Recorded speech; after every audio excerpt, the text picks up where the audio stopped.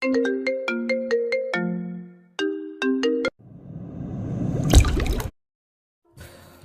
ফ্রেমের চশমা আর গলাতে বড় হেডফোন ঝুলিয়ে গুটি গুটি পায়ে হেঁটে যাচ্ছে একটি ছেলে।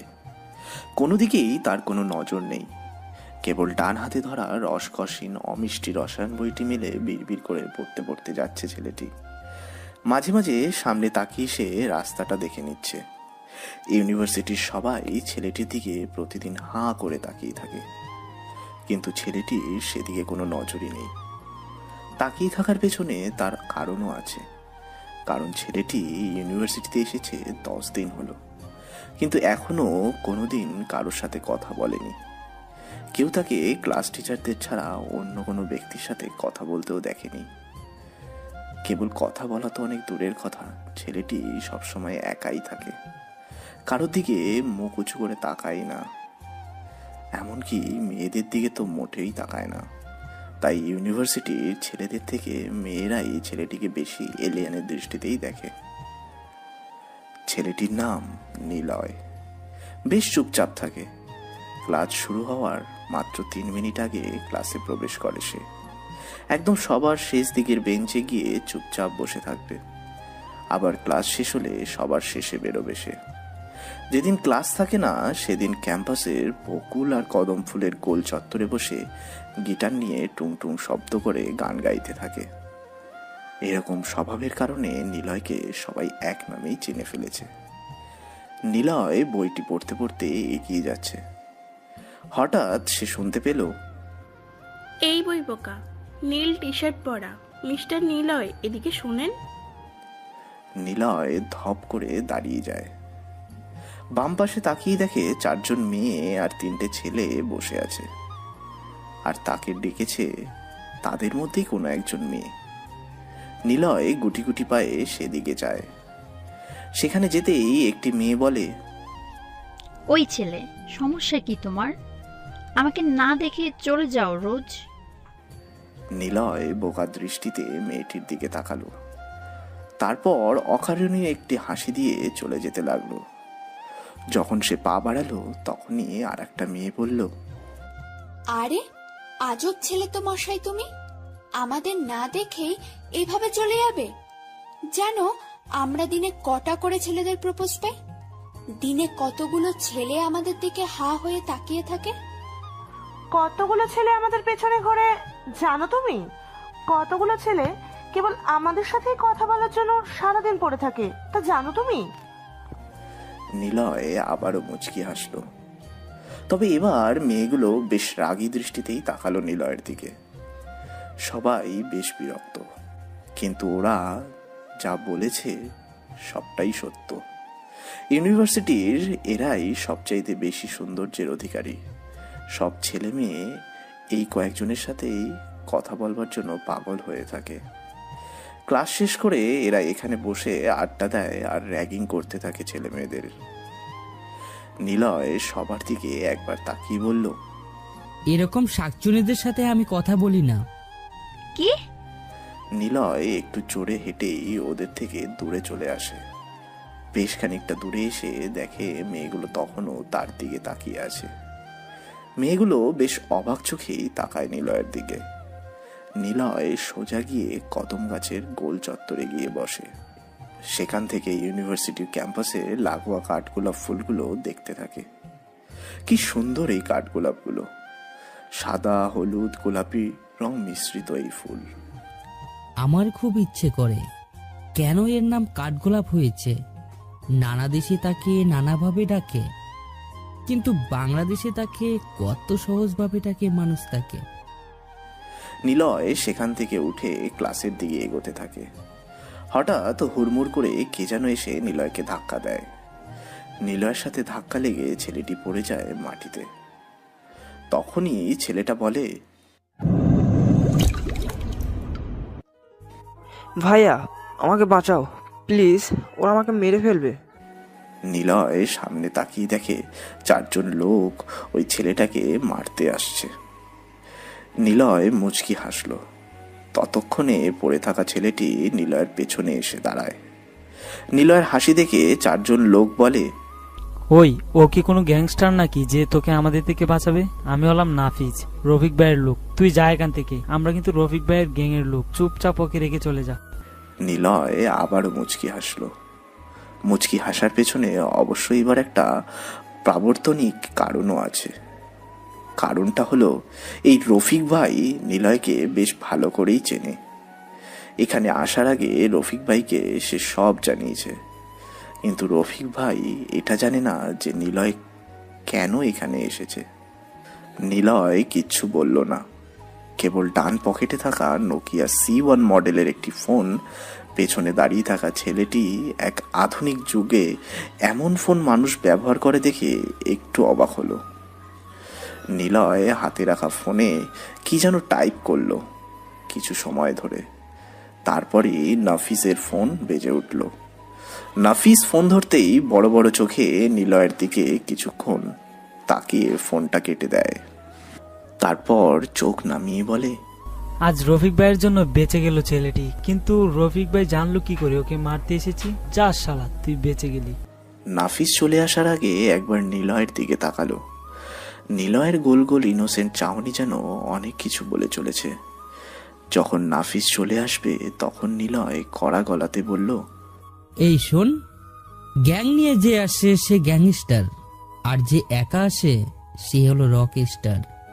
কথাটি বলেই নিলয় মুচকি হেসে চলে আসে তাদের থেকে। নাফিসের লোক হাঁ হয়ে নিলয়ের চলে যাওয়ার দিকে তাকিয়ে থাকে। এতক্ষণে বুঝে গিয়েছে তারা রফিক ভাই কিভাবে জানলো। আসলে নিলয় ফোন বের করে রফিক ভাইকে ছোট্ট একটা মেসেজ দিয়েছিল। সেখানে লেখা ছিল, তোমার লোক নাফিস আমার সামনে ঝামেলা করছে। নিলয়ের পেছনে দাঁড়িয়ে থাকা ছেলেটির নাম শোভন। সে দৌড়ে নিলয়ের পাশে যায়। নিলয় একবার তার দিকে তাকালো, তারপর আবার সামনে তাকিয়ে হাঁটতে লাগলো। ভাইয়া, তুমি কি রক স্টার?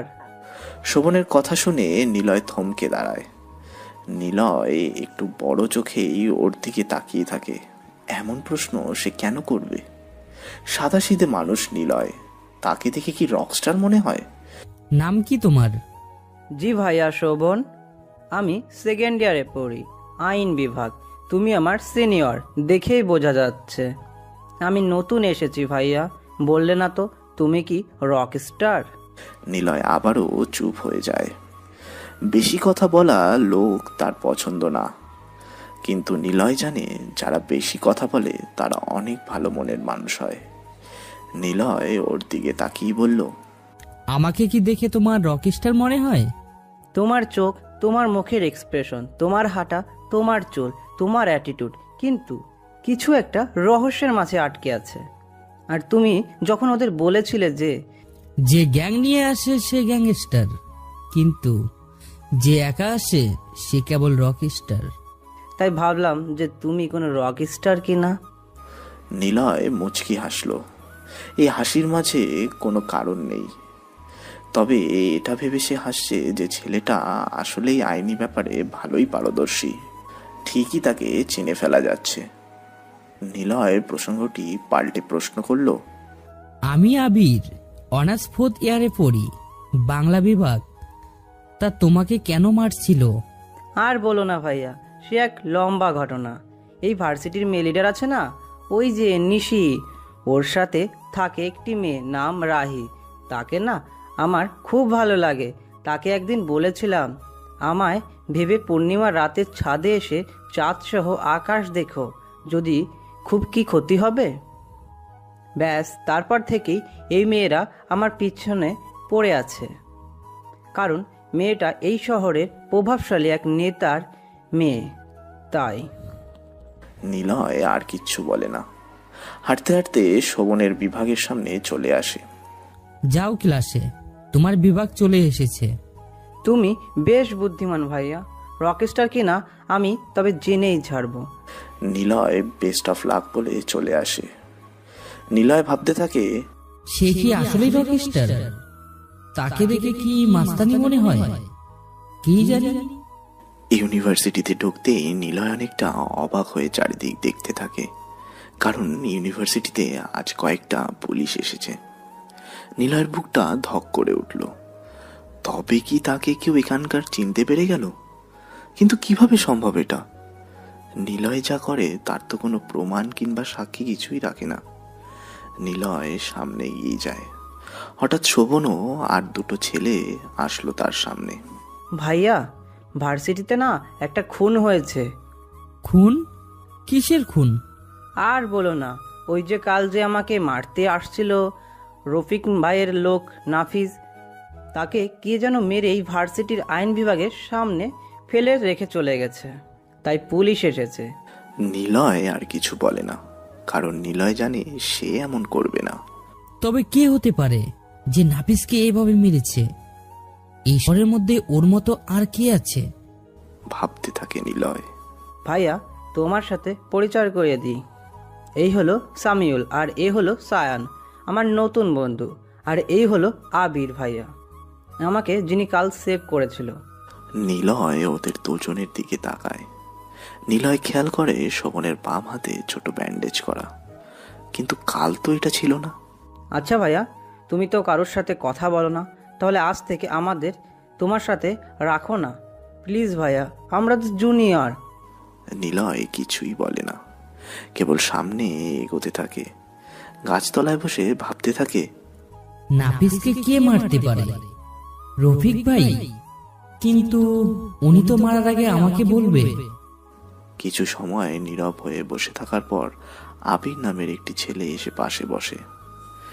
এর সাথে সাথে পাশে এসে বসে শোভন, সায়ন ও সামিউল। নিলয় কিছু বলে না, কেমন যেন ইনোসেন্ট ওদের মুখগুলো। নিলয় কিছু বলতে যাবে, তখনই নিশি নামের একটি মেয়ে সামনে এসে দাঁড়ায়। এই যে মিস্টার, এত ভাব কেন তোমার? নীলার দিকে তাকিয়ে নিশি নামের মেয়েটি কথাটি বলে। নিলয় একবার তাকিয়ে মাথাটা নিচু করে নেয়। পরিচিত ইউনিভার্সিটির আশেপাশে তাকায় ও। এখানে আসার উদ্দেশ্য কেবল একটা নয়, অনেকগুলো কারণ আছে। তবে মেন কারণ একটা আগন্তুক, যাকে নিলয় খুঁজে বেড়াচ্ছে। কি হলো, কানে সমস্যা? সমস্যা। আমাদের ভাইয়া মেয়েদের সাথে কথা বলে না, এখন জানতো। শোভন কথাটি বলে নিলয়কে টেনে নিয়ে চলে আসে সেখান থেকে। নিশি বোকার মতো তাকিয়ে থাকে সেদিকে। কি রে, কি বুঝলি? ছেলেটার সাথে প্রেম করব। হবে না রে। দেখা যাক। ওরাও চলে যায়। নিলয় ইউনিভার্সিটি থেকে বের হয়ে আসে। লোকের চোখের আড়াল হয়ে নিলয় ইউনিভার্সিটি থেকে বেরিয়ে থাকার জায়গায় চলে আসে। সময়গুলো কেমন যেন থমকে গেছে নিলয়ের। সমাপ্ত থেকে আবার যেন সূচনা হয়েছে। বদ্ধ অন্ধকার, চারিদিকে ঝিঝি পোকার বিকট শব্দ, প্রদীপের সলতেটাও নিভু নিভু অবস্থা। আলোর সংমিশ্রণে যেন লাল রক্তকালী দেবীর প্রতিমা তৈরি করছে। বিদঘুটে চারিদিক। নিলয় মাটিতে বসে আছে, চোখ দিয়ে অজস্র বিরামহীন পানি কপালে বেয়ে পড়ছে। পাশে দাঁড়িয়ে আছে মাসুম, সিয়াম আর রাফাত। তারা তিনজনও একদম চুপ হয়ে দাঁড়িয়ে আছে। নিলয়ের ডান হাতে থাকা কালো রঙের পিস্তল থেকে এখনো সদ্য বের হওয়া বুলেটের গন্ধ পাওয়া যাচ্ছে বেশ। নীরবতার চারিদিকে ঝিঝি পোকাগুলো জট পাকিয়ে অন্তর্নিবৃত কোলাহল বাঁধিয়ে আরো বিষাদ করে তুলেছে। নিলয় জোরে আত্মচিৎকার করে আকাশের দিকে মুখ তোলে। তারপর সামনে পড়ে থাকা লাশটার দিকে চক্ষু নরম দৃষ্টিতে তাকিয়ে বলে, আমার কি ভুল ছিল? কি করেছিলাম আমি? তোকে ভালোবেসেছিলাম বলে? কথাটা শেষ করে আবারও ঠাস ঠাস করে দুইটা গুলি মৃত লাশের বাড়িতে প্রবেশ করে। তারপর উচ্চ স্বরে হেসে দিয়ে বলে, আমার বন্ধু ছিলি না তুই? ভালোবাসতাম কাকে? ওই রাকিবকে। আর তুই কি না এমন করলি? পড়ে থাকা বাড়িটা নিলয়ের প্রিয় বন্ধু রাকিবের। রাকিবকে এখানে তুলে আনা হয়নি, বরং রাকিবকে এখানেই খুঁজে পেয়েছে নিলয় এবং সেখানেই মেরে দিয়েছে। নিলয় আবারও কান্না করছে, বিড়বিড় করে বলতে থাকে, কি দোষ ছিল? কেন এমন করলি? আমি তো ছেড়েই দিয়েছিলাম মাস্তানি। ভাইয়া চলো, অনেক রাত হয়েছে। নিলয়কে ধরে তোলে ওরা তিনজন। নিলয় চুপ হয়ে হাঁটতে থাকে। দূরেই দেখতে পায় একটি অবয়ব, সেই পরিচিত ছায়া। তবে মুখটা অচেনা নিলয়ের, সেই আগন্তুক যার জন্য নিলয় ইউনিভার্সিটিতে এসেছে। হ্যাঁ, নীলাদ্রিকে খুঁজতে সে ইউনিভার্সিটিতে আবারও গিয়েছে। কারণ ভাইয়া রাকিবকে কেন মারলে? রাফাতের প্রশ্ন শুনে নিলয় থেমে যায়। গাড়ির দরজা খুলতে যাবে তখনই রাফাত প্রশ্নটি করে। নিলয় রাফাতের দিকে তাকিয়ে চোখের পানি কয়েক ফোঁটা ফেলে দেয়। তারপর দরজা খুলে বাইরের দিকে মুখ করে বসে সিগারেট জ্বালায়। রাকিবের মৃত বাড়িটা দূর থেকে এখনো দেখা যাচ্ছে। নিলয় সেদিকে তাকিয়ে বলে, নিলয় বেঈমানদের কখনো বাঁচিয়ে রাখে না, এনে দেখ। কিছু ফটোগ্রাফ নিলয় তার বড় কোটের পকেট থেকে বের করে ওদের তিনজনের দিকে দেয়। সবাই দেখতে থাকে রাকিব একটা মুখোশধারী মেয়ের সাথে কথা বলছে। নিলয় বলে, এই মেয়েটা নীলাদ্রি, রাকিব মেয়েটাকে চেনে। আশরাফ সাহেবও সবটাও জানতো, কিন্তু তিনি চেয়েছিলেন আমি যেন সবকিছু খুঁজে বের করতে পারি। তিনি বেঁচে থাকলে হয়তো অনেক আগেই কাছের শত্রুদের মেরে ফেলতে পারতাম। নিলয় সিগারেট শেষ করে। ফোনটা তখন বেজে ওঠে। স্ক্রিনের দিকে তাকিয়ে দেখে আফরিনের নাম্বার। নিলয় ফোন রিসিভ করে। ভাইয়া, কাজ হয়ে গেছে। ওকে। আফরিন কল কেটে দেয়। আফরিন নিলয়ের হয়ে কাজ করছিল। আফরিনকে যেদিন নিলয়ের লোকেরা তুলে এনেছিল সেদিনই জানতে পারে রাকিব নীলাদ্রিকে জানে, আর আফরিনের সাথে রাকিবের ভালোবাসার গেম খেলছে। আফরিন পরে জানতে পেরে নিলয়কে সবটা বলে। নিলয় বহুবার রাকিবের কাছে নীলাদ্রির কথা জানতে চেয়েছিল, কিন্তু সে বলেনি। রাকিবকে নিলয় মারত না, যদি না সে নিলয়ের সাথে বেইমানি করত। নিলয়ের ফোনটা আবারও বেজে ওঠে। তাকিয়ে দেখে অচেনা একটা নাম্বার থেকে কল এসেছে। নিলয় রিসিভ করে। ওপাশ থেকে বলতে থাকে, কি দোষ করেছিল তোমার কাছে? কেন তুমি মেরেছিলে তাকে? সে যদি অনেক বড় দোষ করে থাকে তাহলে আপনিও অনেক বড় দোষী। মিস্টার নিলয়, তোমার সামনে তো রাকিবকে টোপ হিসেবে রেখেছিলাম, অস্ত্র নয়। মাইন্ড দিয়ে খেলো মিস্টার রাফিয়ান। কলটা কেটে দেয় নীলাদ্রি। নিলয়ের চোখে রাগের প্রতিচ্ছবি বেশ কড়াভাবেই ফুটে উঠেছে। নিলয় বিড়বিড় করে বলে, তবে কি সে চাচ্ছে? আমি আমার কাছের লোকদের এক এক করে মেরে ফেলি? সে চাইটা কি? আমাকে ধ্বংস করতে চাইলে একবারই করুক, এইভাবে খেলা করার কি দরকার? নিলয় ইউনিভার্সিটির গেটের কাছে আসতেই শোভন, সায়ন আর শামিউল সামনে এসে দাঁড়ায়। হাই আবির ভাইয়া, কেমন আছো? ভালো। নিলয় ইউনিভার্সিটির মধ্যে প্রবেশ করে। দূর থেকে নিশিকে সে দেখতে পায়। নিলয়দের দিকে এগিয়ে আসতে থাকে। নিলয় নিশির দিকে ভালোভাবে লক্ষ্য করে। কেমন যেন নিশিকে তার চেনা চেনা লাগছে। কোথায় যেন সে এর আগে তাকে দেখেছে। বহুদিনের পরিচিত কেউ হবে। কেমন আছেন মিস্টার আবির? নিলয় কিছু বলে না। নিশির দিকে কিছু সময় তাকানোর পর সোজা হেঁটে চলে যেতে থাকে।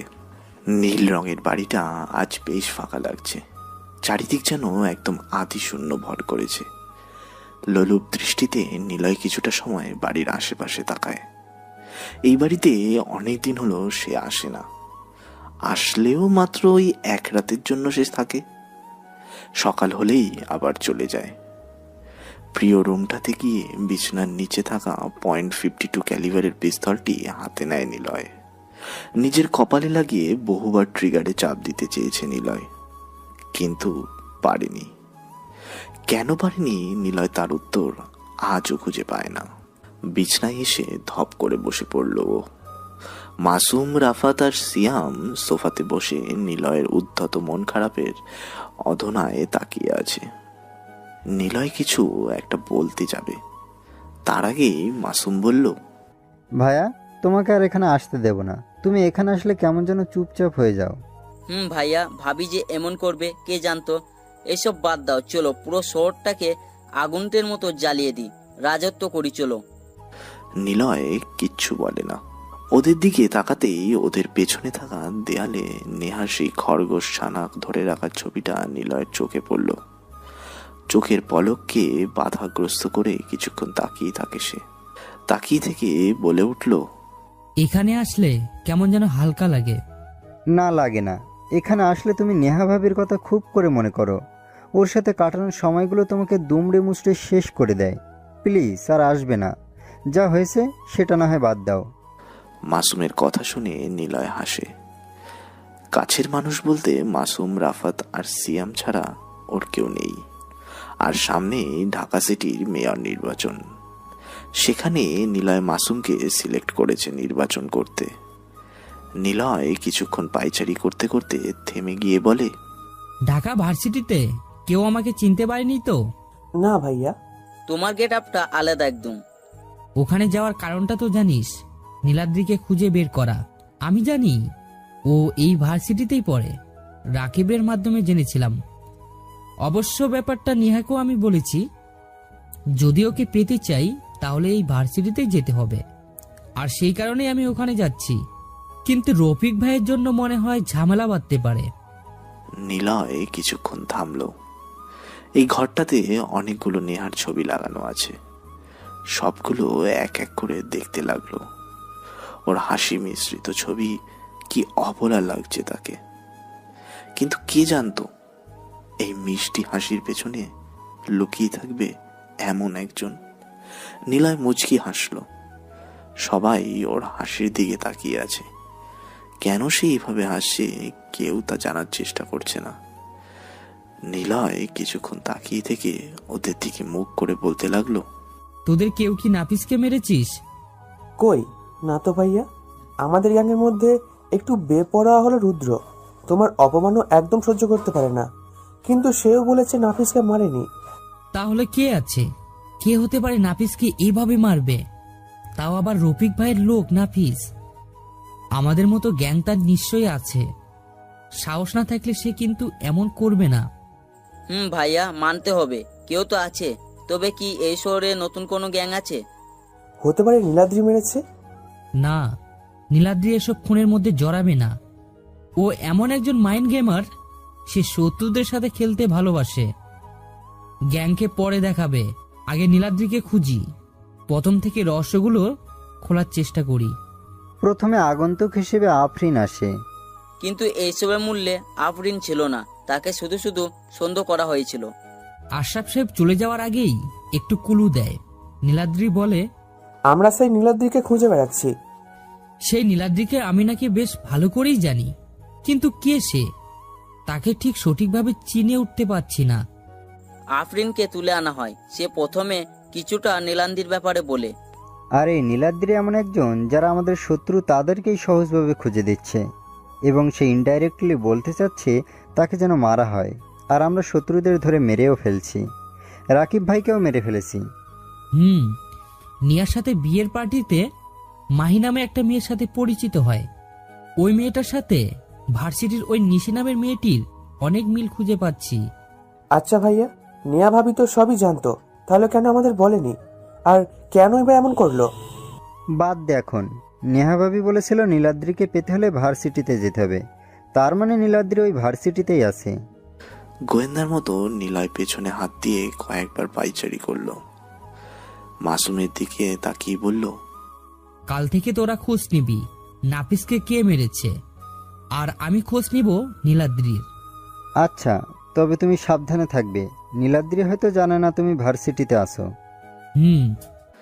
নিলয় গুটি গুটি পায়ে হেঁটে ইউনিভার্সিটিতে প্রবেশ করে।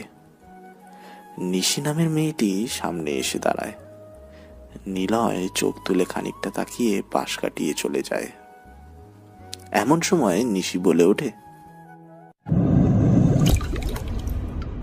আবির সাহেব, এত অ্যাটিটিউড কেন? নিলয় দাঁড়িয়ে যায়।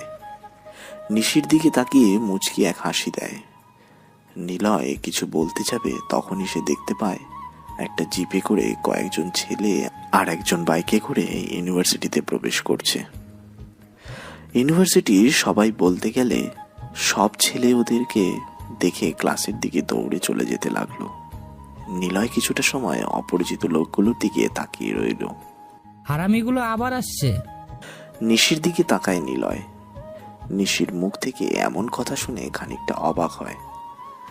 তার মানে এরা ইউনিভার্সিটির পরিচিত লোক, কিন্তু তাদেরকে এভাবে কেন বলা হচ্ছে নিলয় তা জানে না। নিলয় নিশির সামনে থেকে চলে আসে কয়েক ধাপ। তখনই বাইকে বসা ছেলেটি নিশির চারপাশ ঘুরে চক্কর মারতে থাকে। দেখো আরিফ, ভালো হবে না কিন্তু, যে দিক দিয়ে এসেছিস সেদিক দিয়ে চলে যা। নিলয় ঘুরে তাকায়। আরিফ নামের ছেলেটি বাইক থেকে নেমে আসে। জিপটাও থেমে যায়। আরিফ বাইক থেকে নেমে একটা সিগারেট চালায়, তারপর নিশির দিকে তাকিয়ে বলে, আমাকে কি বলেছিলি মনে আছে তোর? আরিফ, তুই আমার সামনে থেকে যা বলছি।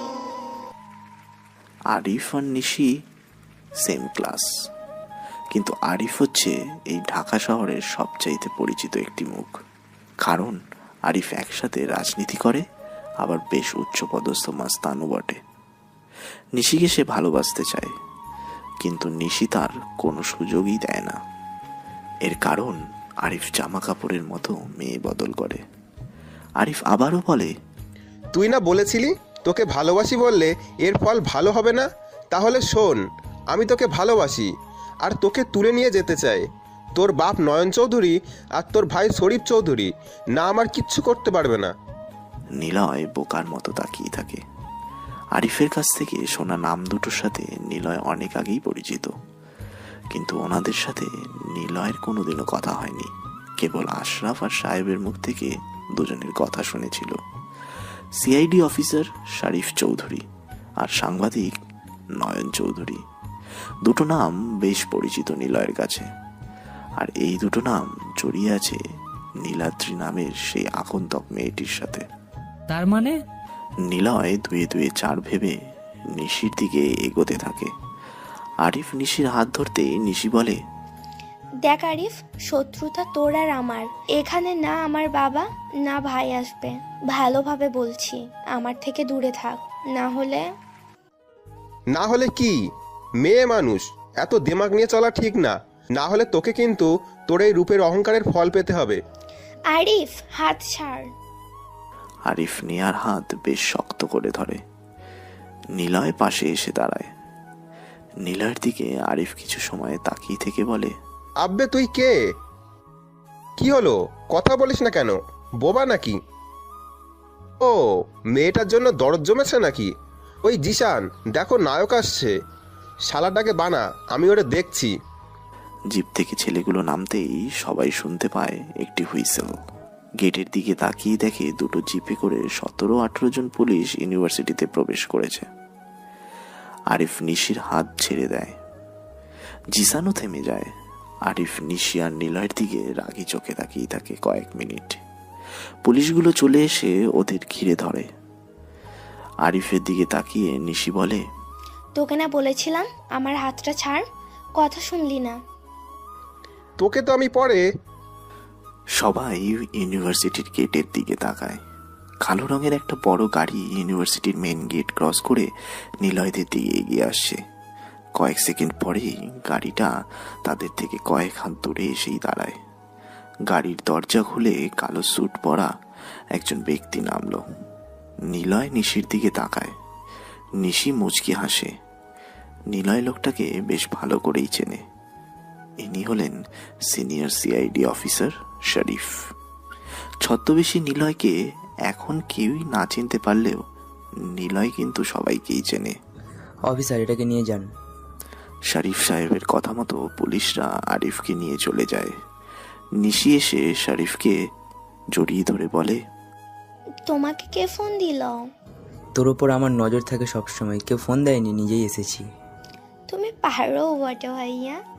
তো ছেলেটা কে? নিলয় এতক্ষণ হাবার মতো সেখানেই দাঁড়িয়েছিল, তাই শরীফ সাহেব নিলয়ের দিকে তাকিয়ে কথাটি বলল। নিলয় আজ হুট করে সবকিছু পেয়ে যাবে ভাবতেই পারেনি। নীলাদ্রিকে খোঁজার সে কতটাই না চেষ্টা করেছে, অথচ সে নীলাদ্রিকে আগেই চিনত।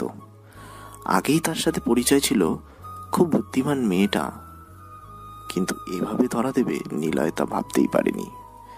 ওহ ভাইয়া, ওর নাম আবির, নতুন এসেছে, খুবই ভালো ছেলে, কথা কম বলে।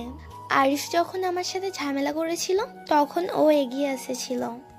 হ্যালো, দেখে তো মনেই হয় না তুমি আরিফের মতো ছেলের সাথে ফাইট করতে পারবে। তোমার যা লুক তাতে করে মনে হয় বড় জোর মশা মারতে পারবে।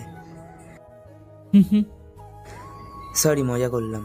তবে এটা সত্যি, কিন্তু তোমার দেখে মনে হয় না তুমি সত্যি আরিফের সামনে এসেছিলে আমার বোনকে বাঁচাতে। নিলয় মুচকি হাসে। নিলয়ের হাসির কারণ শরীফ সাহেবের কথা। কারণ এই শরীফ সাহেব তো আর জানে না এই নিলয়কে। ওরকম আরিফ কেন, এরকম সিআইডি অফিসারও কখন যে মাটিতে পড়ে থাকবে তা কেউই জানে না। নিলয়ের সাথে কিছুটা সময় কথা বলে বিদায় নেয় ওরা। নিলয় ক্যাম্পাসের মধ্যে গাছের নিচে বসে পড়ে। নিলয় হাসে, তবে শব্দহীন হাসি সে, যা সবাই দেখলেও শব্দ শুনতে পারবে না। নীলাদ্রিকে সে পেয়েছে, এইবার পালা নেহার। কিন্তু আমার সাথে কেন এমনটা করলে? আমি কিছুই করিনি, সবটা তোমার ভাগ্য। ভাগ্য? আমার ভাগ্য আসলেই দুর্ভাগ্য, কিন্তু তুমি কেন এমন করলে? ওইসব বাদ। তোমাকে মারিনি কারণ তোমাকে ভালোবাসি নিলয়। তোমাকে ভালোবাসি। ধরপড় করে বিছনা থেকে উঠে পড়ল নিলয়। বিছনার আধা ফাঁকা জায়গাতে হাত দিয়ে নেহাকে খোঁজার ব্যর্থ চেষ্টা করল নিলয়। তারপর খট করে উঠে টেবিলে থাকা পানির জগ থেকে গ্লাসে পানি ঢেলে ঢকঢক করে খেয়ে নিল। এরপর কিছুটা সময় লাগলো নিলয়ের। সে যে নেহাকে নিয়ে স্বপ্ন দেখেছিল তা কিছুটা বোঝার জন্য। জোরে এক নিঃশ্বাস ছেড়ে দিয়ে ফোনটা বের করে নিলয়। স্ক্রিনে নেহার হাস্য উজ্জ্বল ছবিটার দিকে তাকিয়ে মনে করার চেষ্টা করতে লাগলো নেহা নিলয়কে ছেড়ে যাওয়ার ঘটনাগুলো। নেহা দাঁড়িয়েছিল ব্যালকনিতে বৃষ্টি আসার অপেক্ষায়। নিলয়ের হাত ধরে বৃষ্টিতে ভিজবে তারা। নেহাকে অবাক করে দিয়ে সেদিন ঝুম বৃষ্টি আসে প্রকৃতিতে। নেহা একাই বৃষ্টিতে ভিজলেও নিলয়কে নিয়ে এর আগে কোনোদিনও সে বৃষ্টিতে ভেজেনি। নিলয় বেলকনিতে এসে দাঁড়ায়। নেহার হাত ধরে সেদিন বৃষ্টিতে ভেজা তার প্রথমবার। অনেকটা সময় বৃষ্টির পানিতে গা ভাসিয়ে ভালোবাসার স্মৃতি বিস্তরণ করে। সারাদিনের বৃষ্টিতে ভালোবাসা বিলাসের পর ফিরে আসে বাড়িতে। সেদিন রাতটা ছিল নিলয়ের জন্য একটা স্বপ্নের রাত। নিলয় খুব কাছাকাছি আসে নেহার। সেদিন রাতে নিলয় যেন বেশ আরামেই ঘুমিয়ে থাকে। ভোর রাতের দিকে হঠাৎ নিলয় শুনতে পায় মাইকের শব্দ। আড়ামোড়া ভেঙে চোখ মেলতেই সামনের দেওয়ালে থাকা ঘড়িটার দিকে চোখ যায় নিলয়ের। তখন রাত 4টে বাজে। সারা রাত ভালোবাসা মিশ্রিত দুজন মানুষ গল্প করে খানিকটা আগেই ঘুমিয়েছিল। নিলয়ের চোখে তখনও ঘুমের রেশ লেগে রয়েছে। নিলয় আবারও শুনতে পায় হ্যান্ড মাইকের শব্দ। কেউ যেন বিকট শব্দে বলছে, নিলয়, পালানোর চেষ্টা করো না, পুলিশ তোমাকে সব দিক থেকে ঘিরে রেখেছে, জলদি বাইরে এসো, আত্মসমর্পণ করো। নিলয় বেশ কিছু সময় অবাক হয়ে চারপাশটা ভালো করে দেখতে থাকে। এক মুহূর্তের জন্য নিলয় ভেবে নিয়েছে সে কোনো নতুন জায়গাতে তো এসে পড়েনি। চেনা জায়গাটাও কেমন যেন তার কাছে অচেনা লাগতে শুরু করেছে। বিছানা ছেড়ে জানলার দিকে যায় নিলয়। জানলার কালো পর্দা হালকা তুলে তাকিয়ে দেখে বাড়ির সামনে অনেক পুলিশ দাঁড়িয়ে রয়েছে। কিছু সময় বোবা হয়ে দাঁড়িয়ে থাকে নিলয়। নিজেই মনে মনে বলে ওঠে, আমার বিরুদ্ধে তবে কি নীলাদ্রি সব প্রকাশ করে দিল? কিন্তু এভাবে সে প্রকাশ করবে ভাবতেই পারিনি। নেহাকে এখনই সরিয়ে ফেলতে হবে। কথাগুলো ভাবতে ভাবতে নিলয় বিছনার দিকে তাকায়। এতক্ষণ নেহা সেখানেই ঘুমাচ্ছিল, কিন্তু নিলয় দেখে সেখানে কেউ নেই। নিলয় কোনো কথাই বলে না। বিছনায় থাকা বালিশের পাশে ফোনটা হাতে নিয়ে মাসুমকে কল দেয়, কিন্তু ফোনটা বেজেই চলছে। তবুও কেউ রিসিভ করে না। একে একে রাফাত, সিয়াম সবাইকেই কল দেয় নিলয়, কিন্তু কেউই রিসিভ করে না। নিলয় যেন কথামৃত চাহিনি দিয়ে আবারও জানলার কাছে যেয়ে দেখতে থাকে।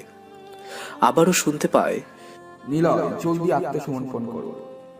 নিলয় বিছনার কাছে এসে পিস্তলটি বের করে। তখনই শুনতে পায় দরজায় কড়া নাড়ার শব্দ। ঠক ঠক ঠক ঠক। নিলয় চমকে যায়, হাতে পিস্তলটা সেট করে একবার ভাবলো দরজার সামনে কোনো পুলিশকে ধরে মাথায় পিস্তল ঠেকিয়ে ব্ল্যাকমেল করে এখান থেকে সে বের হয়ে যাবে। আবার ভাবলো যদি তারা সবাই দরজা খোলার সাথে সাথে গুলি করে। নিলয় কিছুক্ষণ পিস্তল হাতে দাঁড়িয়ে থাকে, ঘড়িটার দিকে চোখ যায়। শান্ত মস্তিষ্কের মানুষটা কেমন যেন অশান্তভাবে রুমের মধ্যে পাইচারি করছে। ঘড়িতে তখন 5টা বেজে গেছে, একদম ফাঁকা ভোর। নিলয় ধীর পায়ে এগিয়ে গিয়ে দরজার কাছে দাঁড়ায়। আস্তে আস্তে দরজা খুলতেই দেখে 4 জন পুলিশ পিস্তল নিয়ে নিলয়ের দিকে তাক করে দাঁড়িয়ে আছে, বেশ খানিকটা দূরেই যদিও। নিলয় পিস্তলের ট্রিগারে চাপ দিতে যাবে, তখনই পেছন থেকে কেউ নিলয়ের মাথায় পিস্তল ঠেকিয়ে দাঁড়ায়। নিলয় ঘুরতে যাবে, তখনই 4 জন পুলিশ এসে নিলয়ের হাত থেকে পিস্তল নিয়ে নেয়। তারপর সেই 4 জন পুলিশ স্যালুট করে দাঁড়িয়ে থাকে সেখানেই। নিলয় সামনে তাকিয়ে হাবার মতো এসব দেখতে থাকে। পেছন থেকে পিস্তলটা নামিয়ে নেয় কেউ একজন। নিলয় সেদিকে ঘুরে তাকায়। পেছনে তাকাতে নিলয়ের যেন সবকিছু এলোমেলো হয়ে যায়।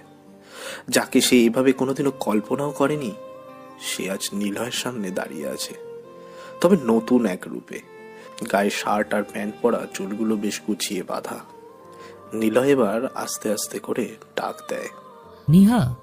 নেহা মুচকি হেসে ওঠে, তারপর নিলয়ের দিকে তাকিয়ে বলে, কি করব, দেশের সবচাইতে বুদ্ধিমান মাস্তানদা রাফিয়ানকে যে ধরার দায়িত্ব সবচাইতে বুদ্ধিমান ক্রাইম ব্রাঞ্চের অফিসার নেহা আহসানের উপর দেওয়া হয়েছে। আমি যে একজন পুলিশ এটা আমার পরিবারও কোনো দিন জানে না, আর সেটা তুমি কি করে জানবে মিস্টার রাফিয়ান? নিলয় ঠিক কি বলবে খুঁজে পাচ্ছে না। পায়ের তলা থেকে যেন মাটি সরে গেছে। নিলয়ের মাথাটা কেমন যেন ঝিমঝিম করছে, সারা শরীর কেমন যেন কেঁপে উঠল ওর। গায়ের লোমগুলো অজান্তেই দাঁড়িয়ে গেছে। বারবার নিলয়ের মাথায় একটাই প্রশ্ন ঘুরতে লাগলো, কেন এমন করলে? কেন তাহলে ভালোবাসার নামক প্রজাপতিকে নিয়ে খেলা করলে? কেন এতটা নাটক করলে? নিলয় প্রশ্নগুলো করে না। আসলে নিলয়ের গলা দিয়ে কথা বের হচ্ছে না, তবুও কেন জানি না। নেহা সেই প্রশ্নগুলোই ঠিকঠাক বুঝে নিয়ে বলতে লাগলো, জানি এখন হয়তো ভাবছো কেন এত কিছুর পর তোমাকে ধরলাম। আসলে নীলাদ্রি হলো আমার ইনফর্মার, আর ও তোমার এক সময়ের আত্মীয় ছিল। নিলয়ের চোখ বেয়ে কখন যে পানি গড়িয়ে পড়তে লাগলো, নিলয় তার টেরও পায়নি। নিলয়ের চারপাশে 4 জন পুলিশ পিস্তল হাতে নিয়ে নিলয়ের দিকে তাক করে দাঁড়িয়ে আছে। নিলয় যেন আজ কেমন চুপসে গেছে, তবে পিস্তলের সামনে দাঁড়ানোর জন্য কিন্তু নয়। নেহার এমন রূপ দেখে নেহার দিকে নিলয় তাকায়। নেহা বলে, প্লিজ এখনই এত কান্নার দরকার নেই। আর Niloy, I mean the great mister ruffian, কাঁদলে কেমন যেন বেমানান লাগছে। তোমার চোখে কান্না নয়, হিংস্রতা মানায়, যা তোমাকে খুন করার সময় দেখা যায়। অবাক হচ্ছ নিশ্চয়ই। নেহা হাসতে থাকে, শব্দহীন হাসি দিয়ে নিলয়ের দিকে তাকিয়ে থাকে। নিলয়ের মাঝে যেন সব ধরনের শূন্যতা এসে ভর করেছে। যাকে প্রচন্ড বিশ্বাস করত নিলয়, সেই মেয়েটা আজ পুলিশ হয়ে সামনে দাঁড়িয়ে আছে। নিলয় কখনোই তা কল্পনা করেনি। নেহা আবার বলে, আমি সবটাই জানি, কেবল জানতাম না তোমার মাস্তানিতে আসার গল্পটা, জানতাম না তোমার মিমিকে মারার গল্পটা। তবে এইটা জানতাম তোমার সাথে মিমি জড়িয়ে আছে, ও ছিল আমার জুনিয়র অফিসার। আচ্ছা থাক, একটু পরেই সব খুলে বলি। এখন তোমার সাথে একটু প্রেম করা যাক মিস্টার রাফিয়ান। নেহা কথাগুলো বলে আবার হাসতে থাকে। নিলয় পাটা যেন কেমন অস্থির হয়ে কাঁপাতে থাকে। ভয়ে নয়, কেমন যেন গুজবাম হয়ে সবটা এলোমেলো হয়ে যাচ্ছে। নিলয় অনেক কিছু বলতেই চেয়েও কিছুই বের হচ্ছে না তার মুখ থেকে। আকস্মিক অবাক হয়ে নিলয়ের কথা যেন একদমই হারিয়ে গেছে। কেবল মনে মনে অনেক রকমের কথা সাজাতে থাকে নিলয়, কিন্তু উত্তেজনায় তা সবটা যেন বেখাপ্পা হয়ে যাচ্ছে বারবার। কেশর গচ্ছিত সিংহকে যেন লড়াইয়ে হারানোর পর সবাই মিলে জোর করে কেটে নেওয়া হয়েছে তার গর্বের কেশর। সে না পারছে তার জাতির সাথে থাকতে, না পারছে এক হতে। নিলয়ের অবস্থাটাও ঠিক একই রকম। নেহার দিকে বিদঘুটে দৃষ্টিতে তাকায় নিলয়। যা কোনোদিন এমন করবে নিলয় তা ভাবতে পারেনি। কখনোই নেহার দিকে সে এমনভাবে তাকায়নি। নিলয়ের তাকানোর মাঝে ছিল ভালোবাসা আর মায়া, যা নেহার জন্য সর্বদাই উচ্চশীল। কিন্তু আজ নেহা হাসতে হাসতে বলে, ভিতরে আসো মিস্টার নিলয় সাহেব। নিলয়ের পা যেন আর চলে না। পেছন থেকে 4 জন পুলিশ নিলয়ের হাতে হ্যান্ডক্যাপ পরিয়ে দেয়। তারপর নেহাকে স্যালুট করে ওরা চলে যায়। নেহা বিছনার উপরে থাকা নিলয়ের সিগারেটের প্যাকেট থেকে 2টো সিগারেট বের করে। নিলয় অবাক চোখে তাকিয়ে থাকে সেদিকে। নেহা একটা সিগারেট চালায়। নিলয় হাঁ করে নেহার দিকে তাকিয়ে আছে। যে মেয়েটা দুধ খেতে চাইতো না, আর আজ সেই মেয়েটা নিজেই সিগারেট জ্বালিয়ে নিজের ঠোঁটে রেখে টানছে। নেহা আর একটা সিগারেট জ্বালিয়ে নিলয়ের দিকে বাড়িয়ে বলে, এই নাও খাও। তুমি তো সিগারেট খাও, নাও এটা। অপস, তোমার তো হাতই খোলে না। যাকগে, আমি খাই আর তুমি গল্প শুনো। নেহার মুখে হাসিটা নিলয় আর এক মুহূর্ত সহ্য করতে পারছে না। আজ যেন নিলয়ের সব শক্তি নেহা নামের মেয়েটি কেড়ে নিয়েছে। নেহা আবার বলে, প্রায় রাতেই দেখতাম তোমাকে কালো কোট পরে বাইরে যেতে। তোমার কাছে থাকতো পিস্তল, আর আমি তখনই নীলাদ্রিকে বলতাম খোঁজ নিতে। সেই বলতো তুমি কখন কাকে কিভাবে মার্ডার করতে। যখন তুমি বাড়িতে আসতে তখনও জেগে থাকতাম আমি। তোমার প্রতিটা পদক্ষেপ আমার চেনা। তুমি লুকিয়ে পিস্তল রাখতে পারো, আর আমি কেন পারবো না পরিচয় লুকিয়ে রাখতে? তোমার বাড়িতে বসেই সব কিছু জানতাম আমি। তোমার ব্যাপারে উপর লেভেলে যেভাবে আমাকে বলা হয়েছিল, তোমাকে দেখার পর মনে হয়েছিল আসলে তুমি ঠিক ওরকম না। ভয়ঙ্কর একজন মানুষ হিসেবে তোমাকে জানতাম, কিন্তু তোমাকে দেখে প্রথমেই ভেবেছিলাম you are a chocolate boy, but তুমি সেরকম নও। তোমাকে অনেক পুলিশ আগেই ধরতে, কিন্তু তোমাকে প্রমাণের অভাবে ধরতে পারতো না। তবে আজ প্রমাণ আছে, সাক্ষী আছে। জানো সে কে? সে হলো নীলাদ্রি। তোমার ক্রাইমের সব প্রমাণ ওর কাছে আছে, আর ও আজই আমাকে সব দেবে। তাই আর দেরি করলাম না, তোমাকে ধরেই নিলাম। নিলয় হাসতে থাকে। চারিপাশে সকালের আলো উদীয়মান হয়ে নিজের অস্তিত্ব জানান দিচ্ছে। নিলয়ের হাসির দিকে নেহা তাকিয়ে একটু অবাকই হয়। এমন অবস্থায় কেউ হাসতে পারে নেহার তা জানা ছিল না। নিলয় বলে, আমাকে মেরে ফেলো। কেন? আমি বেঈমানদের বাঁচিয়ে রাখি না। আগে তুমি বের হও। বের তো হবই, তার আগে জানতে চাই সবটুকু। কেন এমন করলে? নেহা উঠে পাইচারি করে কয়েকবার। নিলয়ের সাথে তার পরিচিত বেশ কদিনের, কিন্তু নিলয়ের এই হাসির সাথে নেহা একদমই পরিচিত নয়। নেহা একদিনে জেনেই নিয়েছে নিলয় কারণ ছাড়া হাসে না। তাই নিজেকে সংযত রেখে পকেট থেকে ফোন বের করে নীলাদ্রিকে কল দেয়। নীলাদ্রির সাথে কথা বলে কনফার্ম হয়ে নেয়। তারপর শান্তভাবে বসে। নেহা বলে, সবটাই বলবো তোমাকে। তোমার সাথে তো কথাও হবে না, তাই সবকিছু গোপন রেখে কি লাভ? তাহলে বলেই ফেলি। অবশ্য স্যারকে বলেছিলাম তোমাকে দুপুরে নিয়ে যাব, হাতে অনেকটা সময় আছে। কিছুক্ষণ না হয় তোমার সাথে গল্প করে কাটিয়ে দিয়েই। শোনো তাহলে। নেহার দিকে তাকিয়ে থাকে নিলয় তার ভালোবাসা নামক অধরা দৃষ্টিতে। নিলয় চাইলেও নেহাকে এখনো ঘৃণা দৃষ্টিতে দেখতে পাচ্ছে না, কিন্তু সামনে বসে থাকা মিষ্টি চেহারার মেয়েটিকে নিলয়ের দিকে নিলয়ের দিকে দিব্যি তাকিয়ে আছে রাগী দৃষ্টিতে। নেহা বলে, লাবিদ হাসান হচ্ছেন ক্রাইম ব্রাঞ্চের প্রধান অফিসার। যখন লাস্ট সেমিস্টারে আসি তখন খুব বেপরোয়াভাবে চলাফেরা করতাম। একদিন সন্ধ্যায় রাত হবে, আমি আর মিমি দুজনে নিজের ঘরে ফিরছিলাম। যখন বিশ্ববিদ্যালয়ের মেইন রাস্তা ক্রস করে কিছুটা ফাঁকা রাস্তায় আসি, তখন কারো চিৎকার শুনতে পাই। গুড়ি গুড়ি বৃষ্টি হচ্ছিল, তাই মানুষজন খুব একটা ছিল না বললেও চলে। যখন সেই চিৎকারের রহস্য উদ্ঘাটন করতে যাই, তখনই সেখানে যেয়ে দেখি ময়লার ড্রেনে কেউ পড়ে আছে। আমি আর মিমি খানিকটা অবাক হই। লোকটা বারবার মৃত চিৎকারে বলছে, কেউ আছেন? আমাকে একটু সাহায্য করুন। লোকটাকে কোনোদিন দেখিনি আমরা, চিনিও না। গায়ে ছিল পুলিশের পোশাক, তাই প্রথমেই মনে করে নিয়েছিলাম পুলিশি ঝামেলাতে জড়ানোর কোনো দরকারই নেই। কিন্তু লোকটার আত্মচিৎকার আমাকে কেমন যেন ভাবিয়ে তোলে। ওনাকে ধরে নিয়ে হসপিটালে নিয়ে যায়। এরপর ধীরে ধীরে লোকটি সুস্থ হয়। প্রতিদিন একবার করে লোকটাকে দেখতে যেতাম। পরের নাম জানতে পারি লাবিদ হাসান, ক্রাইম ব্রাঞ্চ এর প্রধান উপদেষ্টা। তারপর জানতে পারি এইভাবে রাস্তায় পড়ে থাকার কারণটা। জানতে চাও নিলয়, তিনি কেন গুলি খেয়ে পড়েছিলেন? নেহা থেমে যায়। নিলয় বোকা চাহনি দিয়ে নেহার দিকে তাকিয়ে আছে। নিলয় জানে পরের গল্পটা, কারণ নাবিদকে নিলয়ের লোকই গুলি করেছিল।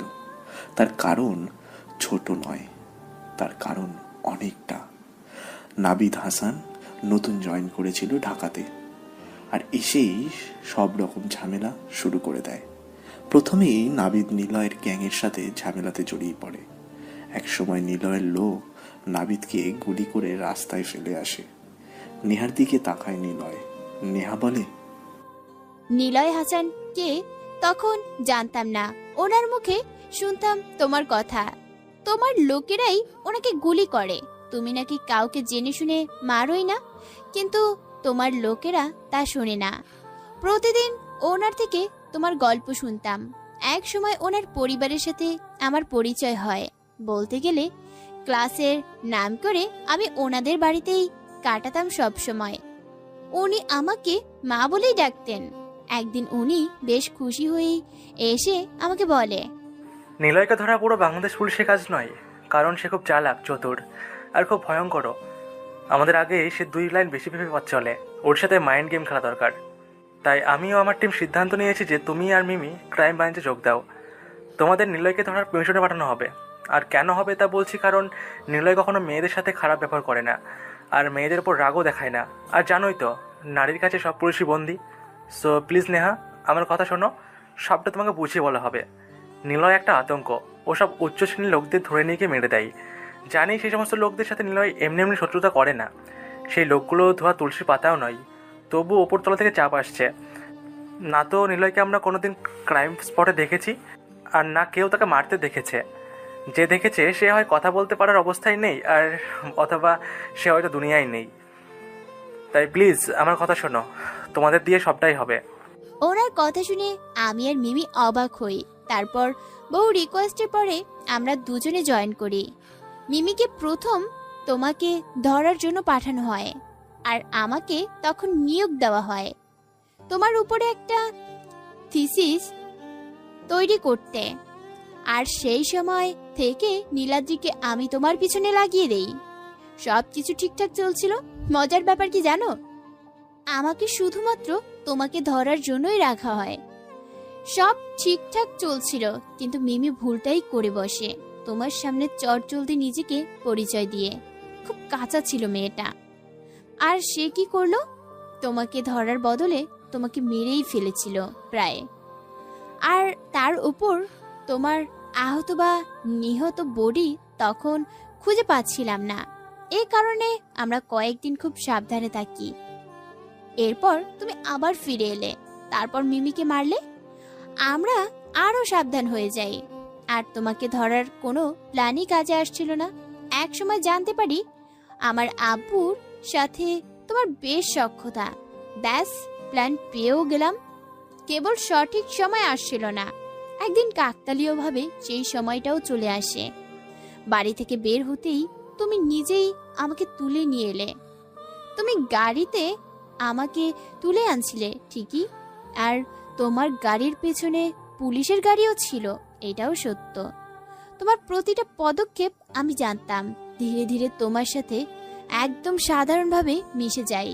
কেবল অপেক্ষাতে ছিলাম তোমার ব্যাপারে পুরো প্রমাণ কবে আমার হাতে আসবে। ব্যাস, সেটা আজই পেয়ে যাব। তাই তোমাকে ধরে নিতে হলো। নিলয় কোনো কথা বলে না, কেবল নির্বাক দৃষ্টিতে তাকিয়ে রইল নেহার দিকে। নিলয় নিজেও জানে না কিভাবে তাকে ধরা হবে, আর কবেই বা ঢপ মাস্তানির খাতায় নিলয়ের নাম সবার আগে উঠে থাকবে কেই বা জানতো। কিন্তু নেহাকে এভাবে সে কখনোই কল্পনা করেনি। নেহার দিকে তাকিয়ে নিলয় বলে, খুব ভালো মিস নেহা আহসান, আমি আবার বলছি আমাকে মেরে ফেলো, না হলে আমি বেঁচে থাকলে সবকিছু শেষ করে দিতে পারি। এটা তুমি ভালো করেই জানো। আমাকেও শেষ করে দেবে? নিলয় কোনো কথা বলে না। নেহার দিকে তাকিয়ে চোখ নামিয়ে নেয় নিলয়। নেহা নিলয়ের দিকে তাকিয়ে থাকে, আর নেহা বলে ওঠে, তুমি পারবে না আমাকে শেষ করতে, কারণ তুমি আমাকে ভালোবাসো। নিলয়, তোমাকে একটা রিকোয়েস্ট করি, প্লিজ এবার সবকিছু ছেড়ে দাও, এই জীবন থেকে বেরিয়ে আসো। চলো না, আমরা একসাথে বাঁচি। আমি তোমাকে সত্যি ভালোবাসি নিলয়। হয়তো ভাবছো এত কিছুর পরেও তোমাকে ভালোবাসি কথাটা বলছি কিভাবে। আসলে নিলয়, আমি মিস্টার রাফিয়ানকে নয়, একদম সাধারণ একটা ছেলে মিস্টার নিলয়কে ভালোবাসি। এটা হয়তো ভাবছো তোমাকে না ধরে অন্যভাবেও তোমার এই পথ থেকে বের করা যেত কি না। তা যেত, কিন্তু আমি যে দায়িত্বে বাঁধা। তুমি যেদিন নিজেই বলেছিলে সবকিছু ছেড়ে দিয়ে নতুনভাবে বাঁচবে, সেদিন আমার থেকে খুশি কেউ হয়নি। ভেবেই নিয়েছিলাম তোমার সাথে বাকি সময় থাকার জন্য আমিও এই দায়িত্ব থেকে বের হয়ে আসব। কিন্তু তুমি কি করলা? আবার শুরু করলা। তোমাকে নিয়ে পারছি না নিলয়, তোমাকে বড্ড ভালোবাসি আমি নিজের থেকেও। প্লিজ তুমি ফিরে এসো, কথা দিচ্ছি আমি আইনের সহায়তায় তোমাকে বের করে আনবো, একসাথে বাঁচবো, তোমাকে ভালোবেসে সব সময় থাকতে চাই। নিলয় কোনো কথা বলে না। কান্না মিশ্রিত নেহার দিকে নিলয় বেশ খানিকটা সময় ধরে তাকিয়ে আছে। হয়তো নিলয় দেখতে যাচ্ছে কত রকমভাবে মেয়েরা তাদের রূপটা বদলায়। নিলয় কোনো কথা বলে না, শুধু উচ্চস্বরে হাসতে থাকে। নেহা নিলয়ের হাসির দিকে তাকিয়ে থাকে এক দৃষ্টিতে। নেহা ঠিকই বুঝে নিয়েছে নিলয় আর তাকে বিশ্বাস করে না, কিন্তু কি করে করবেই বা সেও তো একটা দায়িত্বে বাঁধা, আর নিলয়কে ভালোবেসে সে সব কিছুই করতে পারবে। এটা কি নিলয় বুঝতে পারছে না? নিলয় হাসি থামিয়ে নেয় আর বলে ওঠে, একটা সিগারেট হবে? দেখো নিলয়, পাগলামো করো না। আমি তোমাকে জানি, চিনি। বড় রকমের সিচুয়েশনে তুমি মাথা একদমই ঠান্ডা রাখো, আর তুমি এমন অবস্থাতেও হাসবে না। তোমার হাসি অন্য কিছু মিন করে, যা আমি মানতে পারছি না। প্লিজ আমি যা বলছি তোমাকে সেটাই করো। তোমাকে ভালোবাসি নিলয়, কেন বুঝতেছো না? ভালোবাসা, এই নিলয়ের ভালোবাসা আর নিতে পারবে না। আমি আবার বলছি, আমাকে এখনই এখানে মেরে ফেলো, না হলে কি? হ্যাঁ, খুব অ্যাটিটিউড তোমার। হ্যাঁ, যা ভাবো তাই করো, কারো কথা শোনো না। কি ভাবো কি নিজেকে? কি সমস্যা কি তোমার? মাথায় কি কোনো সমস্যা আছে নাকি? পাগল আছো তুমি? ওকে, চলে যাও, যাও, না হলে মেরে ফেলো। আমি তোমার হাত করা খুলে দিচ্ছি। নেহা উত্তেজিত হয়ে সব কথা বলে, এমনকি নিলয়ের হাত করাও খুলে দেয়। নিলয় তখন চেয়ারে বসে আছে। নেহা নিলয়ের দিকে তাকিয়ে আছে, আর নিলয় বসা থেকে উঠে দাঁড়ায়। নেহা জানে হয় এখন নিলয় তাকে মারবে, আর না হয় এখান থেকে নেহার মাথায় পিস্তল লাগিয়ে পালিয়ে যাবে। কিন্তু নিলয় যে মানুষ, সে মরবে কিন্তু পালাবে না। নেহার ভাবনাকে অবাক করে দিয়ে নিলয় বিছনায় থাকা সিগারেটের প্যাকেট থেকে সিগারেট বের করে জ্বালিয়ে নেয়। তারপর আবার চেয়ারে বসে পায়ের ওপর পা তুলে সিগারেটে টান দেয়। নেহা কেবল অবাক চোখেই তাকিয়ে আছে। নিলয় সিগারেট টানতে টানতে বলে, ভয় নেই, তোমার দায়িত্ব কোনো ত্রুটি আমি রাখবো না। আমি পালাবও না, তোমাকে মারবও না। জানি মারবে না, রাফিয়ানেরও যে একটা মন আছে। তুমি যে আমাকে ভালোবাসো এটা আমি ঠিকই জানি, কিন্তু এখন তুমি জানো না আমিও তোমাকে ভালোবাসি, তোমার মতো করেই। নেহাকে অবাক করা আধা খাওয়া সিগারেট ফেলে দিয়ে নিলয় নিজেই নিজের হাতে হাতকড়া পরিয়ে নেয়। নেহা কিছু বলতে গিয়েও বলতে পারল না। কেবল নেহার দিকে তাকিয়ে নিলয় একবার হাসি দিয়ে ঘর থেকে বের হয়ে বাইরে চলে এলো। সকালে সূর্যের আলো নিলয়ের মুখে এসে পড়ে। আরিতা দৌড়ে আসে নিলয়ের কাছে। ভাইয়া তুমি ভালোভাবে পড়াশোনা করবি, মা বাবাকে দেখে রাখিস, আর এসব কিছু যেন নানু নানি কেউ জানে না। আর চিন্তা করিস না, আমি আসবো আবার। শেষের কথাটা নিলয় নেহার দিকে তাকিয়েই বলে। নেহা কোনো প্রতি উত্তর দেয় না। বাইরে বের হতেই চারপাশের সব পুলিশ নিলয়ের সামনে রাইফেল হাতে নিয়ে দাঁড়িয়ে তার দিকে তাক করে রয়েছে। নিলয় হেসে দেয়। পুলিশের প্রিজন ভ্যানের সামনে রাফাত, মাসুম আর সিয়ামকে হাঁটু মুড়ে বসে থাকতে দেখে। মুখের রক্তের দাগ স্পষ্ট, তার মানে পুলিশদের মধ্যে এদের কেউ মেরেছে। নিলয় যেতেই ওরা বসা থেকে উঠে দাঁড়ায়। ওদের হাতেও হাতকড়া পরানো থাকে। নিলয় গম্ভীর দৃষ্টিতে তাকিয়ে বলে, তোদেরকে কোন অফিসার মেরেছে? ভাই। নিলয়, পাগলামি করো না প্লিজ। মাসুম, কে তোদেরকে মেরেছে? মাসুম কোনো কথা বলছে না, কেবল দৃষ্টি ঘুরিয়ে একজন পুলিশের দিকে তাকিয়ে চোখ নামিয়ে নেয়।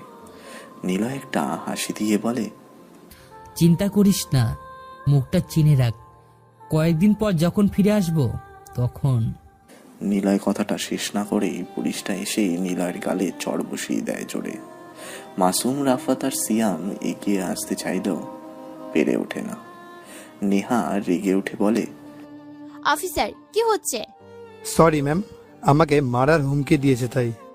শাট আপ, আমার সামনে এরপর যদি এসব করেছো তাহলে যাও, সবাইকে গাড়িতে তোলো, আমি আর নিলয় আলাদাভাবে আসছি। কিন্তু ম্যাম। ভয় নেই, ও পালাবে না, আর পালিয়ে গেলেও আমি নিজেই এর জন্য দায়ভার নেব। যাও। মাসুমদের নিয়ে প্রিজন ভ্যানের চলে যায় তারা। সব পুলিশও ওদের সাথেই চলে যায়। কেবল রয়ে যায় নিলয় আর নেহা। নেহা নিলয়ের হাতকড়া খুলে দেয়। নিলয় চুপচাপ দাঁড়িয়ে থাকে সেখানে। নেহা নিলয়ের গাড়িতে নিলয়কে নিয়ে বসে।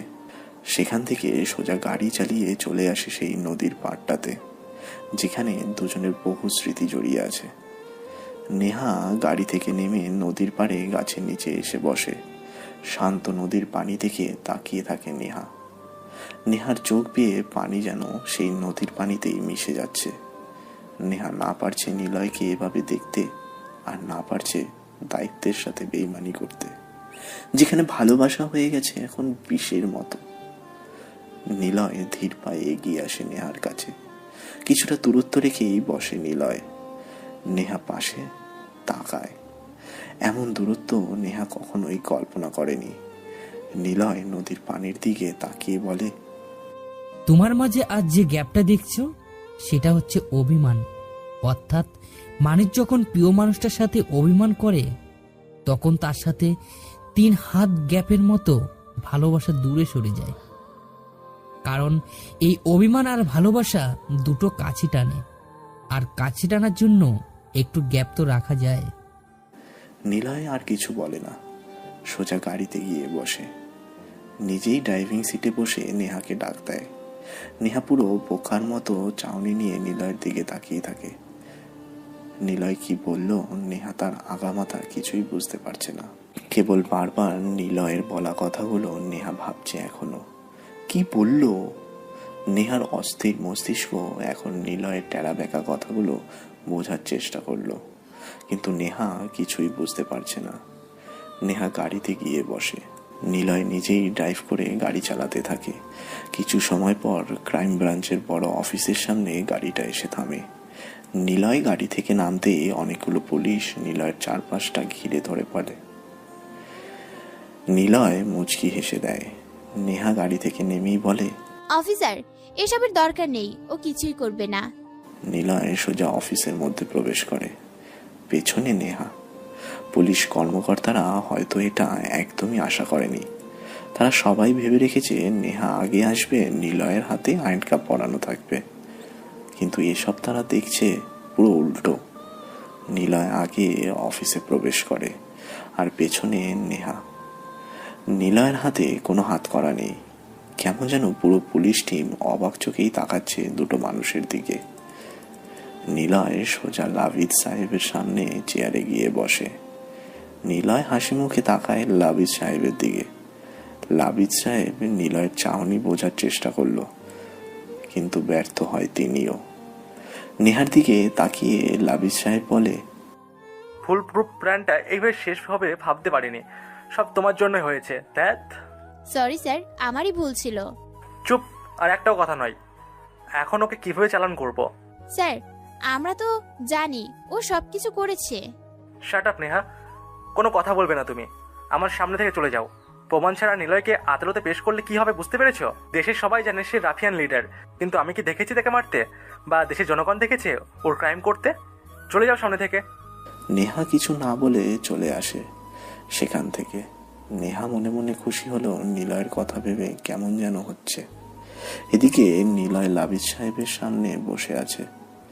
লাবিদ সাহেব বলে, আজ তুমি বেঁচে গেলে নিলয়, পরে আর সুযোগই পাবে না। আসি মিস্টার লাবিদ সাহেব, আর আমার ভাইদের ছেড়ে দিন। আর একটা কথা, আমি না চাইলেও কখনো আর আমাকে ধরার সুযোগ পাবে না। মোহন সাহেব, ওদেরকে ছেড়ে দিন।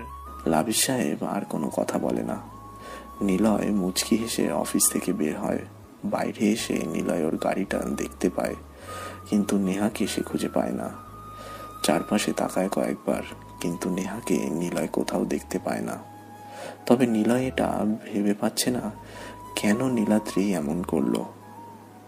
কি রহস্য থাকতে পারে তারপর? ভাইয়া ওঠো। নিলয় ধরপড় করে ওঠে। নেহার কথা ভাবতে ভাবতে কখন যে নিলয় ঘুমিয়ে পড়েছিল তা সে টের পায়নি। চোখ খুলে তাকিয়ে দেখে মাসুমের হাতে খবরের কাগজ নিয়ে দাঁড়িয়ে আছে সে। নিলয় বেশ কিছু সময় শোয়া থেকে উঠে বসে মাসুমের দিকে তাকিয়ে রইল, কারণ কোনোদিনও মাসুম, রাফাত আর সিয়াম খবরের কাগজ পড়ে না। অথচ আজ ওর হাতে সেটা দেখে নিলয় খানিকটা অবাকই হলো। ভাই কি হলো, কথা বলো না কেন? আর তোমাকে না বলেছি এই বাড়িতে আসবে না? যেদিন থেকে ক্রাইম ব্রাঞ্চ অফিস থেকে বেরিয়ে এসে নেহা ভাবিকে খুঁজছিলে, সেদিন থেকে তুমি এই বাড়িতে আসো আর নিজের মুড অফ করো। আমি জানি এখানে নেহা ভাবির সাথে কাটানোর সময়গুলো তোমাকে ভাবায়, কিন্তু কেন তুমি ভাববে? সে তো বেইমানি করলো, তাই না? তোমাকে ধরার জন্যই তো সে এত কিছু করেছে, আর তার জন্য তুমি কেন সবসময় মনমরা হয়ে থাকবে? মাসুমের দিকে নিলয় তাকিয়ে মুচকি হাসে। এত কথা মাসুমের আগে কোনোদিনও নিলয়ের সামনে বলেনি, কারণ মাসুম যতটা নিলয়কে ভয় পায় তার থেকে অনেক বেশি ভালোবাসে এবং সম্মানও করে। এই কারণে নিলয়ের সামনে মাসুম নয়, রাফাতও নয়, সিয়ামও নয়, কেউই কথা বলতে পারে না। খুব দরকার ছাড়া কেউই সেরকম একটা কথা বলে না। নিলয় বলে, তুই বুঝবি না রে, বাদ দে। তোর হাতে পত্রিকা কেন? চাকরি পেলি নাকি? ধুর, কি যে বলো না, রাফিয়ানদের আবার চাকরি? অবশ্য তোমার ভয় দেখে যে কোনো জায়গায় চাকরি পাওয়াটা জাস্ট 2 মিনিটের ব্যাপার। আর যদি অফিসের লোকজন জানে আমি তোমার ভাই, তাহলে ওর চেয়ার ছেড়ে বসতে দেবে। এত কথা বলিস কেন? যা বললাম তার উত্তর দে। ও হ্যাঁ ভাইয়া, দেখো। মাসুম নিলয়ের দিকে পত্রিকাটা বাড়িয়ে দেয়।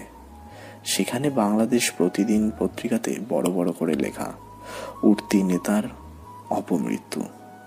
নিলয় পত্রিকাতে ছাপানো ছবিটার দিকে হাঁ করে তাকিয়ে থাকে। ছবিটা আরিফের, কিন্তু নিলয় সব চাইতে অবাক হয়ে আরিফের লাশের পাশে মাটিতে একটা চিহ্ন দেখতে পায়।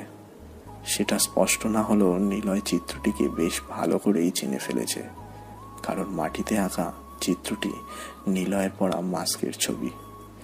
নিলয় খানিকটা অবাক চোখে তাকিয়ে থাকে সেদিকে। কি বলবে সে খুঁজে পাচ্ছে না। কেবল একটাই প্রশ্ন ওর মনে বারবার বাসা বাঁধছে, রাকিবকে ছাড়া নিলয় আর কোনো ক্রাইমেই জড়ায়নি।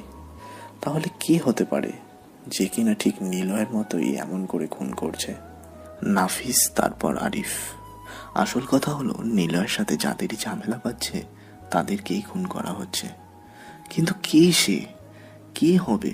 নিলয় প্রশ্নগুলো বিড়বিড় করে করতে লাগলো নিজের কাছেই।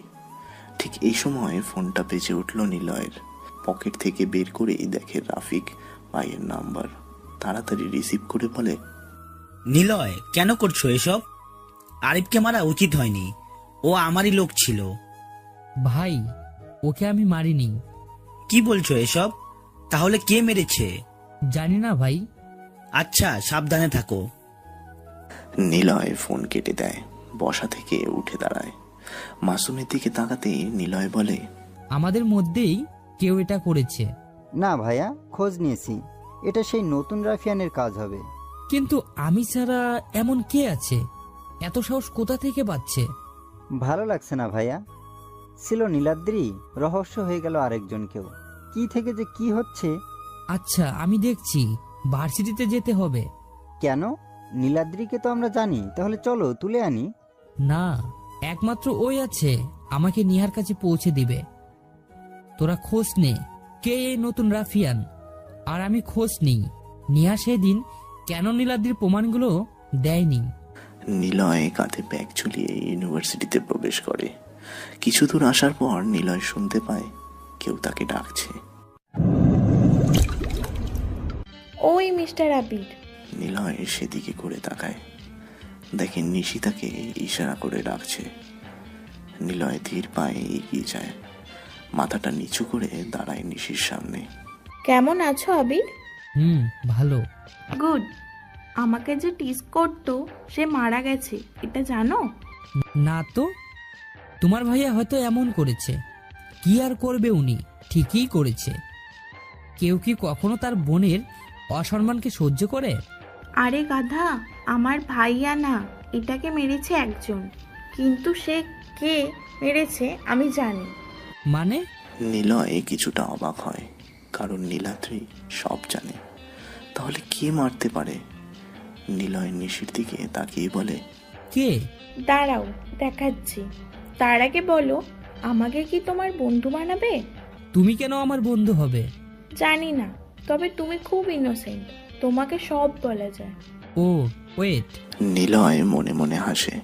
ঠিক এমনই সুযোগ খুঁজছিল নিলয়, যাতে নীলাদ্রির খুব কাছে যেতে পারে।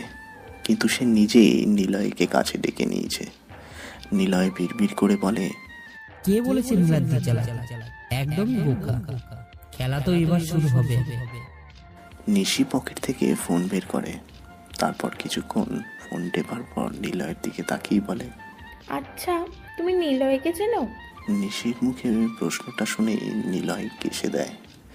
নিলয় ঠিক বোকার মতো চেয়ে আছে নিশির দিকে। নিশি নিলয়ের দিকে তাকিয়ে হেসে বলে, ও, তুমি কি করে জানবে? তুমি তো নতুন এসেছো। নিলয় হলো এই শহরের টপ মস্তান। কত পুলিশ বাহিনী ওর পিছনে পড়ে আছে, কিন্তু ওকে কেউ ধরতে পারছে না। কেন? আরে পাগল, নিলয় প্রতিটি কাজ করে অনেক ভেবে চিনতে, আর সে কোনো প্রমাণ রাখে না। আচ্ছা, চলো হাঁটি। নিশি নামধারী মেয়েটি আবির নামধারী নিলয়কে নিয়ে হাঁটতে থাকে। নিলয় বেশ মুখিয়ে আছে অন্যের মুখ থেকে নিজের ব্যাপারে কথাগুলো জানতে। ফুচকা খাবে? নীলাদ্রির কথা শুনে নিলয় কেমন কেসে ওঠে। ফুচকা শব্দটা শুনে নিলয়ের নেহার কথা মনে পড়ে যায়। নেহার সাথে একদিন ফুচকা খেতে বের হয়েছিল নিলয়। সেদিন ফুচকা খেতে চেয়েছিল নেহা নিজেই, কিন্তু দোকানে গিয়ে নিলয় একাই 5 প্লেট ফুচকা খেয়ে ফেলে। নেহা হাবার মতো তাকিয়ে থাকে শুধু নিলয়ের দিকে।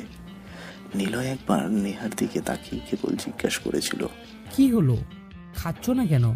মুচকি হেসে বলে, কিছু না। নিলয়ের খাবার দিকে তাকিয়ে থাকে। কি হলো, চুপ কেন? নীলাদ্রির কথায় নিলয় বাস্তবে ফেরে। সামনে তাকিয়ে দেখে কখন যে সে ফুচকার দোকানে চলে এসেছে টেরই পায়নি। নীলাদ্রি ফুচকার অর্ডার দেয়, তারপর বলে, তোমাকে তখন না নিলয়ের কথা বলেছিলাম? এই দেখো, নিলয় সব কিছু আমার কাছে। নীলাদ্রি ফোন বের করে নিলয়ের হাতে দেয়। নিলয় চোখ বড় বড় করে ফোনের দিকে তাকিয়ে থাকে। নিলয়ের খুন করার সব কিছুই এই ফোনে আছে। নিলয় বেশ খানিকটা ঘাবড়ে যায়, কথা যেন বের হতে চাইছে না। নীলাদ্রি বলে, এই হচ্ছে নিলয়। আমি চাইলে ওকে এক্ষুনি সর্বোচ্চ শাস্তি দিতে পারি, কিন্তু কিন্তু কি? না থাক, এটা তোমাকে এখন বলবো না। তো এই নিলয় আবার খুন করছে। আমাকে যে টিস করেছিল আরিফকে, সে মেরে দিয়েছে। কই না তো। মানে না মানে কিছু না। নিলয় একটু হলেই বলে দিয়েছিল সব, কিন্তু সে থেমে যায়।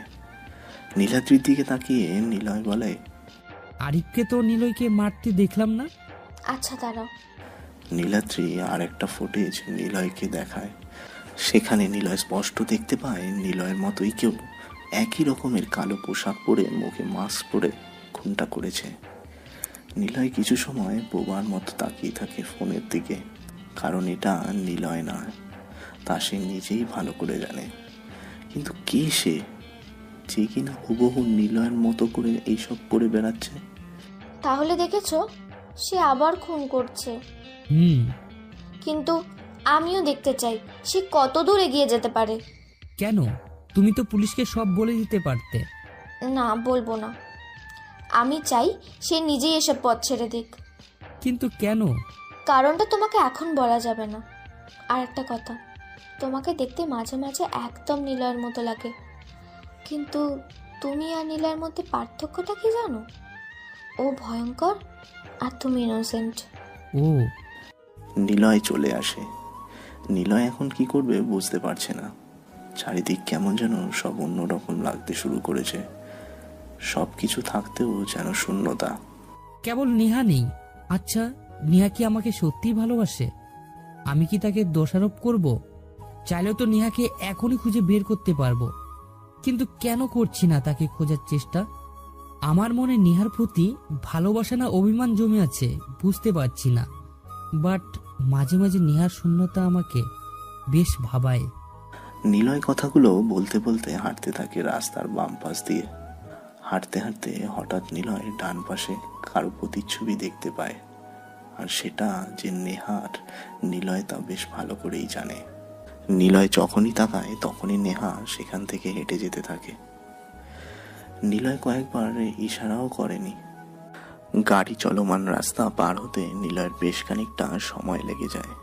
যখন বিপরীত পাশে আসে, নেহাকে আর সে খুঁজে পায় না। নিলয় কিছুটা হতাশ হয়, বারবার চারপাশে চোখ বুলিয়ে নেয়, কিন্তু নেহাকে সে কোথাও খুঁজে পায় না। আর নেহা সে আড়ালে দাঁড়িয়ে থাকে, নিলয়ের দিকে তাকিয়ে থাকে। মনে মনে নেহা বলে, এখনো সময় হয়নি নিলয় তোমার সামনে আসার। যেদিন তুমি মন থেকে আমাকে খুঁজবে, আমি সেদিনই তোমার সামনে আসব। তারপর আবির, তোমাকে একটা কথা বলি। নিলয় নীলাদ্রির দিকে তাকায়। নীলাদ্রি আবিরের দিকে তাকিয়ে চোখ সরিয়ে নেয়। নিলয় জানে না নীলাদ্রি তাকে কি বলবে। নিলয় উত্তরের জন্য অপেক্ষা করে আছে। আবির, আমি একজনকে ভালোবাসি। নিলয় মুচকি হাসে। আজ ভালোবাসা দিবস। চারপাশ যেন কেমন নতুন ভাবে সেজেছে। কারণটা অবাক করা। ভালোবাসা দিবস ও বসন্ত উৎসব একই সাথে। নিলয় আর নীলাদ্রি পার্কে বসে আছে।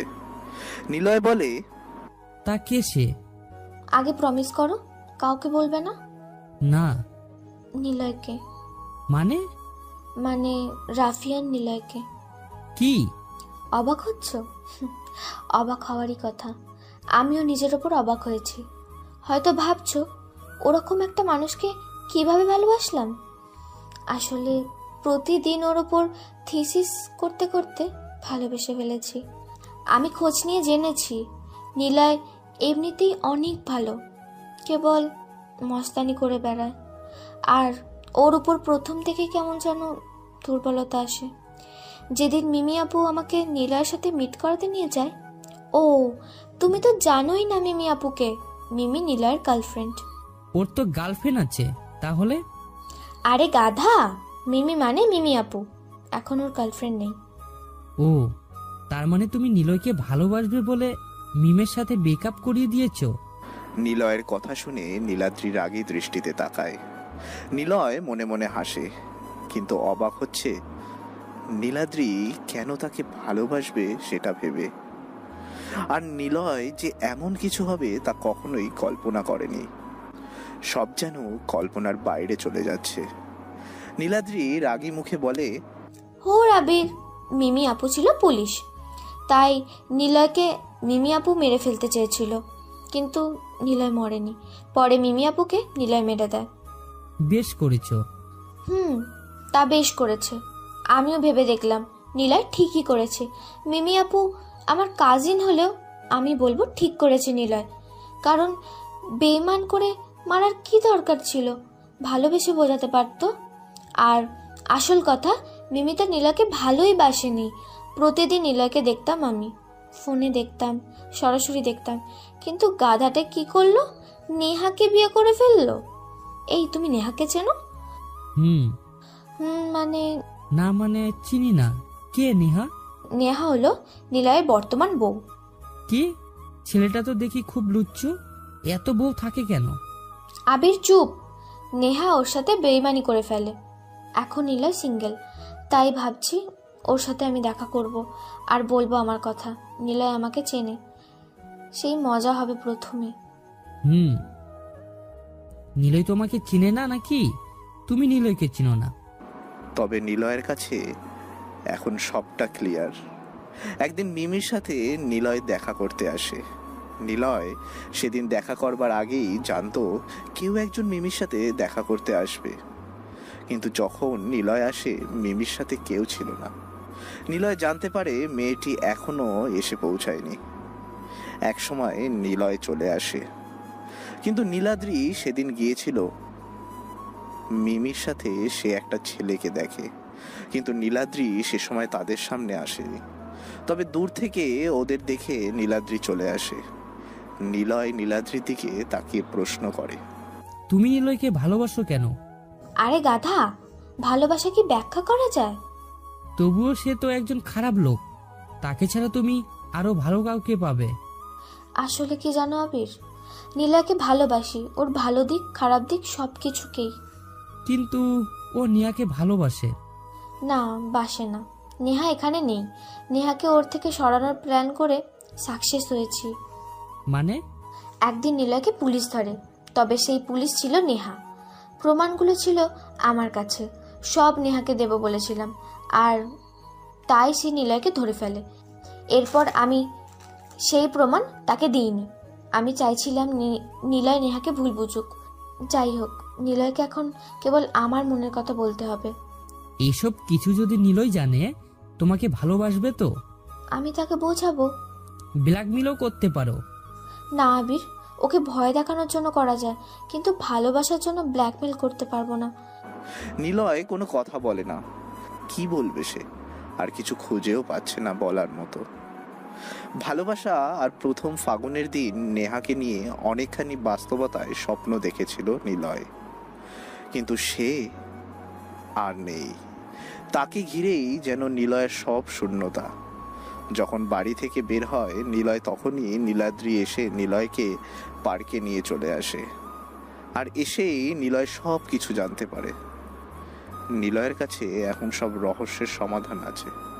নীলাদ্রি কেন তাকে এতদিন পুলিশের হাতে তুলে দেয়নি? সব প্রমাণ নীলাদ্রির হাতে থাকা সত্ত্বেও সে পুলিশ বা তার ভাইয়াকে কিছুই বলেনি, নেহাকে প্রমাণ দেয়নি। এর কারণ নীলাদ্রি নিলয়কে ভালোবাসে, আর নিলয় নীলাদ্রির দিকে তাকিয়ে মুচকি হাসে। তাহলে নিলয়ের সাথে দেখা করো। করব। নিলয়ে কোনো কথা বলে না আর। বসা থেকে উঠে দাঁড়ায়, কেমন যেন লাগছে ওর। পার্ক থেকে বের হতেই নীলাদ্রি নিলয়ের পেছন পেছন চলে আসে। সকালে নিলয় ঘুমাচ্ছে, ফোনটা বেশ কড়াভাবেই ভাইব্রেট করে উঠল। নিলয় স্ক্রিনে তাকিয়ে দেখে নীলাদ্রির ফোন। নিলয় রিসিভ করতেই ওপাশ থেকে বলে ওঠে, আমি শরীফ বলছি, নীলাদ্রির ভাই। প্লিজ আবির, তুমি একটু হসপিটালে আসো। নীলাদ্রিকে কে বা কারা গুলি করেছে হাতে। এখন সুস্থ, কিন্তু ও বারবার তোমার কথা বলছে। প্লিজ আসো একটু। ওকে ভাইয়া, কোন হসপিটাল? আচ্ছা। নিলয় রুম থেকে বের হয়। মাসুম, রাফাত আর সিয়ামকে ডাক দেয়। সবাই এসে হাজির। নিলয়ের মুখে চিন্তার ছাপ বেশ স্পষ্ট। মাসুম প্রশ্ন করে, কি হয়েছে ভাইয়া? মনে হচ্ছে একটা রহস্য উদ্ঘাটন করতে পেরেছি। কে সেটা? নাফিস আর আরিফকে যে খুন করেছে তার রহস্য, মানে সে কে আমি জেনে গিয়েছি। মানে কে? কিভাবে জানলে? সেটা আপাতত এখন প্রকাশ করছি না, তবে শিওর হয়ে নিই, তারপর বলবো। তবে এটা জেনেছি নীলাদ্রির কাছ থেকে। সে কেন সেদিন নীলাদ্রির ভিডিওগুলো নেহাকে কেন দেয়নি? কেন? কারণটা হলো নীলাদ্রি আমাকে ভালোবাসে। কি কি বলো? আচ্ছা থাক, আমি একটু আসছি। কোথায় যাচ্ছ? হসপিটালে। কেন? নীলাদ্রিকে দেখতে। তোরা থাক, সবটাই এসে বলবো। নিলয় বাড়ি থেকে বের হয় নতুন গেট আপ নিয়ে। নতুন জায়গা, নতুনভাবে সে সবার সামনে এখন পরিচিত। চোখে মোটা ফ্রেমের চশমা পরা, কাঁধে ব্যাগ ঝুলিয়ে নিয়ে নিলয় হসপিটালের উদ্দেশ্যে বের হয়। একসময় পৌঁছেও যায় নিলয়। হসপিটালের চারপাশটা পুলিশের ছড়িয়ে ছিটিয়ে রয়েছে। নিলয় বোকা দৃষ্টিতে সব দিকে তাকিয়ে সামনে এগিয়ে যায়। হসপিটালে প্রবেশ করতেই দরজার কাছে পুলিশগুলো নিলয়কে আটকে সার্চ করার প্রস্তুতি নেয়। তখনই একজন পুলিশের ফোন বেজে ওঠে। পুলিশ ফোনটা কানে ধরতেই বলে, ওকে স্যার। আচ্ছা স্যার। তারপর ফোনটা রেখে দেয় অফিসার। নিলয়ের দিকে তাকিয়ে একটা ভদ্রতার হাসি দিয়ে বলে, ওকে, আপনি যান। স্যার আপনাকে 27 নম্বর কেবিনে যেতে বললেন। নিলয় কোনো কথা বলে না, সোজা ভেতরে প্রবেশ করে। হসপিটালে তেমন কোনো লোক নেই বললেই চলে। ডক্টর আর অন্য লোকেদের বাদ দিয়ে প্রশাসনের লোকেরাই বেশি আছে। হাতে আর কোমরে পিস্তল রাইফেল নিয়ে পাইচারি করছে তারা। নিলয় সোজা দ্বিতীয় করিডোরে উঠে পড়ে। খুঁজতে খুঁজতে 27 নম্বর কেবিনের সামনে চলে আসে। কেবিনের সামনে প্রেস আর সিআইডি অফিসার দাঁড়িয়ে রয়েছে। নিলয় কেবিনের সামনে এসে দাঁড়ায়। আর একবার চেক করতে যাবে, তখনই শরীফ সাহেব বলে, চেক করার দরকার নেই, আবির ভিতরে আসো। নিলয় ভেতরে প্রবেশ করে। বেডের লোহার সাথে বালিশে হেলা দিয়ে আধা শোয়া হয়ে আছে নীলাদ্রি। বয়স্ক একজন লোক পাশে বসে আছে চেয়ার নিয়ে। নীলাদ্রির হাত ধরে লোকটা বলছে। কথাটা উনি নীলাদ্রির দিকে তাকিয়েই বলেছিল, কিন্তু নীলাদ্রি তাকিয়েছিল সদ্য রুমে প্রবেশ করা মোটা ফ্রেমের চশমা চোখে দেওয়া ছেলেটার দিকে। লোকটা নীলাদ্রির দৃষ্টি খেয়াল করে পেছনে তাকায়, দেখে একটা চিকন আবাগোবা টাইপ একটা ছেলে দাঁড়িয়ে আছে। পাশেই শরীফ সাহেব দাঁড়িয়ে বললেন, বাবা, এই হলো আবির, নীলাদ্রির বন্ধু। বাবা চলো বাইরে যাই, ওরা কথা বলুক। শরীফ সাহেব নীলাদ্রির দিকে তাকিয়ে মুচকি হাসলো। তারপর তার বাবাকে নিয়ে বাইরে চলে গেলেন। বের হওয়ার আগে শরীফ সাহেব দরজাটা আটকে দিয়ে গেলেন। নিলয় কেবল বোকার মতো সবকিছু দেখতে থাকে। দাঁড়িয়েই কি থাকবে, বসবে না? নিলয় সেই চেয়ারটা টেনে বসে পড়ে। নীলাদ্রি নিলয়ের দিকে তাকিয়ে মুচকি এক হাসি দেয়। নিলয়ও তার প্রত্যুত্তরে হেসে দেয়। নিলয় কিছু বলতে যাবে, তার আগে নীলাদ্রি বলে, আমাকে নিলয় গুলি করেছে। মানে? না মানে নিলয়ের মতোই একজন। নিলয়ের সেই ড্রেস আপ, কালো মাস্ক। কেবল নিলয়ের মনে একটু মায়া থাকে, আর এই খুনিটার মনে কোনো মায়া নেই। আসলে দুটো কথা বললো, কিছু বোঝার আগেই গুলি চালালো।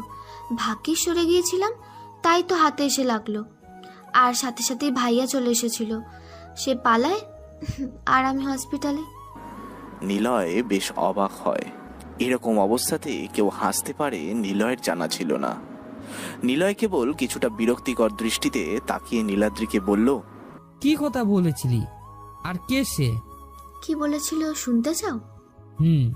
বলবো? বলো। বলেছিল নিলয় শুধু আমার, আমি যেন ওর থেকে দূরে থাকি সবসময়। নিলয় চুপ হয়ে যায়। মনে মনে নিলয় যেই সন্দেহটা করেছিল ঠিক সেইটাই হয়েছে। যা ভাবছিল তাই হয়েছে। খুনিটা নিলয়কে চেনে। নিলয় তা আগেই আন্দাজ করেছিল, এবং খুনিটা যে কি নিলয় আজ সকালেই ঘুম থেকে উঠে আন্দাজ করে ফেলেছিল। তবে নীলাদ্রি থেকে শুনে নিলয় বেশ ভালোভাবেই শিওর হয়ে গিয়েছে আসল খুনিটা কে। নিলয় আবারও কিছু বলতে যাবে, তখনই নীলাদ্রি আধা শোয়া থেকে একদম সোজা হয়ে বসে পড়ে। তারপর বলে, কাছের দিকে সরে আসো। হুম। আমি জ্ঞান ফেরার পর একটা কথা বারবার ভেবেছি, আমি কিভাবে নিলয় থেকে দূরে থাকবো, কারণ আমি তো নিলয়কে কখনো কিছু বলিই নি এই ব্যাপারে। ঠিক তখনই মাথায় আসে, আমি তো প্রায় সারাক্ষণ তোমার সাথেই থাকি, তাই না? আবির মানে নিলয় সাহেব। নিলয় বসা থেকে উঠে দাঁড়ায়, চোখ দুটো বড় করে নিলয় নীলাদ্রির দিকে তাকায়। নিলয়ের মুখের ভাব দেখে নীলাদ্রি হেসে ওঠে চড়ে। নিলয় কি বলবে বা করবেই বা কি তাই খুঁজে পাচ্ছে না। নীলাদ্রি তাকে চিনে ফেলেছে, তাহলে কি সে এখান থেকে পালিয়ে যাবে? না, সেটা সম্ভব নয়। হয়তো নীলাদ্রি বলে রেখেছে আমি আসল কালপ্রিট। নীলাদ্রি মুচকি হেসে বলে, বসো নিলয়, আমি তোমাকে আজকের দিনের আগেও চিনতে পারিনি। যদি না ও আমাকে মারার চেষ্টা না করতো, কি বোকা আমি, তোমাকে খুঁজে বেড়াচ্ছি আমি, অথচ তুমি আমার সাথেই সবটা সময় থেকেছো। অথচ আব্বু বলে আমি নাকি অনেক বুদ্ধিমতী। নিলয় কোনো কথা বলে না, কেমন যেন বেশ গভীর ইতস্তত বোধ নিয়ে নিলয়কে আটকে ধরে রেখেছে। নিলয় এমন অবস্থাতে পড়বে কখনোই ভাবতে পারেনি। নীলাদ্রির দিকে তাকায় নিলয়। নীলাদ্রি হেসে দিয়ে বলে, ভয় পাচ্ছ? ভয় পাওয়ার কিচ্ছু নেই। তোমার বিরুদ্ধে না কোনো প্রমাণ আছে, না কোনো সাক্ষী আছে। নিলয় অবাক হয়ে তাকায়। নীলাদ্রি নামের মেয়েটা আসলেই রহস্যময়ী। নিলয় তা এখন বেশ বুঝতে পেরেছে, কিন্তু নিলয়ের ঠিক প্রত্যক্ষ রূপ যেন সব কিছু একদম শান্তভাবেই বলে চলেছে। নিলয় কিছু বলতে তার আগেই নীলাদ্রি বলে ওঠে, মিস্টার রাফিয়ান, তুমি লাইফে যতটা না মানুষকে অবাক করেছো, তার থেকেও মানুষগুলো তোমাকে বেশি অবাক করেছে। তার মধ্যে আমিও পড়ি, তাই না? মিমি আপু তোমাকে অবাক করেছিল, আফরিন অবাক করেছিল, রাকিব ভাইয়া অবাক করেছিল, আর বড় অবাক করেছিল নেহা, তাই না? নাকি আমি তোমাকে অবাক করেছি, কোনটা? নিলয় কিছু বলে না, মাথাটা নিচু করে নেয়। শান্ত মস্তিষ্কের মুখ মানুষটা কেমন যেন চুপসে বোবা হয়ে গেছে। অনেক কিছুই বলতে চেয়েও আজ নিলয় বলতে পারছে না। সবকিছু যেন গুলিয়ে যাচ্ছে তার। নিলয়কে অবাক করে দিয়ে নীলাদ্রি বলে ওঠে, তোমার বিরুদ্ধে সব প্রমাণ আমি নষ্ট করে দিয়েছি অনেক আগেই। তাহলে কি দাঁড়ালো? তোমার বিরুদ্ধে না কোনো প্রমাণ, না কোনো সাক্ষী আছে। তোমার ব্যাপারে আমার ভাইয়া বা বাবা কেউ জানে না। তুমি তাদের কাছে আবিরই আছো। এখন বলো, তোমার কি বলার আছে? নিলয় নীলাদ্রির দিকে অব্যক্ত চাহনি নিয়ে তাকিয়ে রয়েছে। নিলয়ের মনে এখন একটা প্রশ্ন এসে ভর করেছে, তবে কি রাফিয়ান আসলে নতুন কিছু পড়তে চলেছে? তারপর সাদা রঙের বাতির দিকে একবার তাকায় নিলয়। পুরো ঘরটা সাদা আলোতে ভরে আছে। বড় ঘরটায় চারপাশে নিলয় একবার চোখ বুলিয়ে নেয়। বেশ ভিআইপি রুম একটা অবশ্য, স্পেশাল রোগীদের জন্য রুমগুলো বানানো। রুমের ওপরের দিকে কোণাতে একটি সিসিটিভি ক্যামেরা লাগানো আছে। নিলয় সেখান থেকে চোখ সরিয়ে সামনে থাকা বিছানায় বসা নীলাদ্রির দিকে তাকায়। নীলাদ্রি নিলয়ের দিকে তাকিয়ে আছে। নিলয় বলে, সব প্রমাণ কেন নষ্ট করে দিয়েছো? বোকার মতো প্রশ্ন করো না নিলয়। কারণটা তুমি ভালো করেই জানো। আর এটাও জানো তোমার জন্যই গুলি খেয়েছি। আমার জন্য? তা নয় তো কি। নিলয় জানে তাকে গুলিটা কে করেছে, কিন্তু এখানে নিলয়ের কোনো হাত নেই। নিলয় নিজেই অবাক হয়েছে, এভাবে সে এমনটা করতে পারে। নীলাদ্রি বলে, তোমার জন্য নেহা আমাকে গুলি করেছে, এটা তুমি জানো, কিন্তু বিশ্বাস করতে পারছো না, তাই তো? নিলয়ের বুকটা ধক করে ওঠে। নেহা নামটা যেন নিলয়ের বুকের মাঝখানে এসে লাগে। মস্তিষ্কে যেন নেহাকে খোঁজার ইচ্ছে মনের মাঝে এসে জাগিয়ে দিচ্ছে। নীলাদ্রি আবার বলে ওঠে, নাফিজ আরিফকে নেহা নিজেই মারে। প্রথমে ভেবেছিলাম এটা তুমি, পরে জেনেছি এটা তুমি নও, অন্য কেউ। কারণ নিলয় মেরে কখনো মাস্কের ছবি আঁকিয়ে যেত না, আরও খুন করার পর মাস্কের ছবি এঁকে যেত। এটাই পার্থক্য। কারণ সে তোমাকে মেসেজ দিতে চেয়েছিল বলেই এমন করেছিল, আর সেটা কেবল নেহাই করতে পারে। কিন্তু আমি না। তোমার ব্যাপারে পুলিশকে কিচ্ছু বলবো না, পুলিশের হাতে তোমাকে তুলে দেব। কারণটা একদমই সোজা, আমি তোমাকে ভালোবাসি। নিলয় চুপ হয়ে বসে আছে। নিলয় যা ভেবেছিল একদমই তাই হলো। নেহাই সবকিছু করেছে। নেহাকে খুঁজেই বের করতে হবে আমার। নিলয় মনে মনে কথাটা বলে, তারপর উঠে দাঁড়ায়। নীলাদ্রি বলে, চলে যাচ্ছ? আচ্ছা যাও, তবে নদীর পাড়ে যাবে না, নেহাকে প্রায়শই সেখানে দেখা যায়। নিলয় কোনো কথা বলে না, কাঁধে ব্যাগটা তুলে নেয়। কেবিন থেকে বের হয়ে চোখ থেকে চশমাটা ছুঁড়ে ফেলে ফ্লোরে। তারপর পকেট থেকে ফোন বের করে মাসুম, সিয়াম আর রাফাতকে কল দেয়। গাড়ি নিয়ে আসার জন্য বলা হয় তাকে। নিলয় ফোন পকেটে রাখতে যাবে, তখনই বেজে ওঠে সেটা। তাকিয়ে দেখে নীলাদ্রির কল। বলো। এক্ষুনি যাও, নেহা ওখানেই আছে। তবে এটা ভেবো না তোমাদেরকে আমি সাহায্য করছি। ভালোবাসা আর প্রিয় জিনিসকে কখনো ভাগ দিতে চাই না। তোমাকে ভালোবেসে আমি ঠিকই আমার করে নেব। নিলয়ের মাথাটা কেমন যেন চক্কর দিয়ে ওঠে। নীলাদ্রি নামের মেয়েটাকে নিলয় যতটা না বোকা ভেবেছিল, সে ঠিক ততটা বোকা নয়। নীলাদ্রি আসলেই অনেক চালাক। নিলয় রুম থেকে বেরিয়ে আর দাঁড়ায় না, সোজা বাইরে চলে আসে। হসপিটালের বাইরের বড় রাস্তায় নিলয়ের কালো রঙের গাড়িটা পার্ক করা। নিলয় বেশ জোরে হেঁটে গাড়ির কাছে আসে। মাসুম, রাফাত আর সিয়াম গাড়ির সামনেই দাঁড়িয়েছিল। নিলয় কাঁধ থেকে ব্যাগটা ছুঁড়ে ফেলে গাড়ির মধ্যে। তারপর ড্রাইভিং সিটে বসে ও। সবাই গাড়িতে উঠে বসে। নিলয় গাড়ি স্টার্ট দেয়, একটানে চলে আসে খুবই পরিচিত নদীর কাছে। নদী থেকে অনেকটা দূরে নিলয় গাড়ি থামায়। গাড়ি থেকে বের হয় ও। ভাইয়া কি হয়েছে? গাড়িতে থাকাকালীন কোনো কথা বলনি, কি হয়েছে আমাদেরকে বলো। নিলয় কিছু বলে না, বেশ জোরে হেঁটেই নদীর পাশে এসে দাঁড়ায়। পরিচিত আর প্রিয় সেই গাছটার নিচে তাকায়, কিন্তু কাউকে দেখতে পায় না ও। নিলয়ের চোখে মুখে উদ্বিগ্নের ভাব মাসুম, রাফাত আর সিয়াম বেশ ভালো করেই লক্ষ্য করেছে, কিন্তু কেউ কোনো কথা বলছে না। নিলয় আগে পিছে সব জায়গায় চোখ বুলিয়ে নিল, কিন্তু নিলয় কাউকে দেখতে পেল না। নিলয় ধপ করে গাছের নিচে এসে পড়ে। নদীর শান্ত পানির দিকে তাকিয়ে কেবল নেহার কথাই ভেবে চলেছে। ভাইয়া ওদিকে। মাসুমের কথা শুনে নিলয় প্রথমে মাসুমের দিকে তাকায়। মাসুম আঙুল উঁচিয়ে নিলয়কে বলে সেদিকে তাকাতে। নদীর পাড়ের কাশবনের দিকে মাসুমের আঙুলের ইশারা থাকে। নিলয় সেদিকে তাকায়। কেউ একজন চুলগুলো খোলা রেখে উল্টো দিকে ফিরে হাতে খরগোশ নিয়ে দাঁড়িয়ে আছে। নিলয় সেদিকে তাকিয়ে দৌড়ে কাছে যায়। নিলয় কি বলবে খুঁজে পাচ্ছে না। মেয়েটি পিছনে ঘুরে তাকায়। নিলয়ের চোখ যেন বিশ্বাস করতে পারছে না। সামনে কে দাঁড়িয়ে আছে কিচ্ছু সে বুঝতে পারছে না। নিলয় চোখ বড় বড় করে অজান্তেই বলে উঠল, নেহা।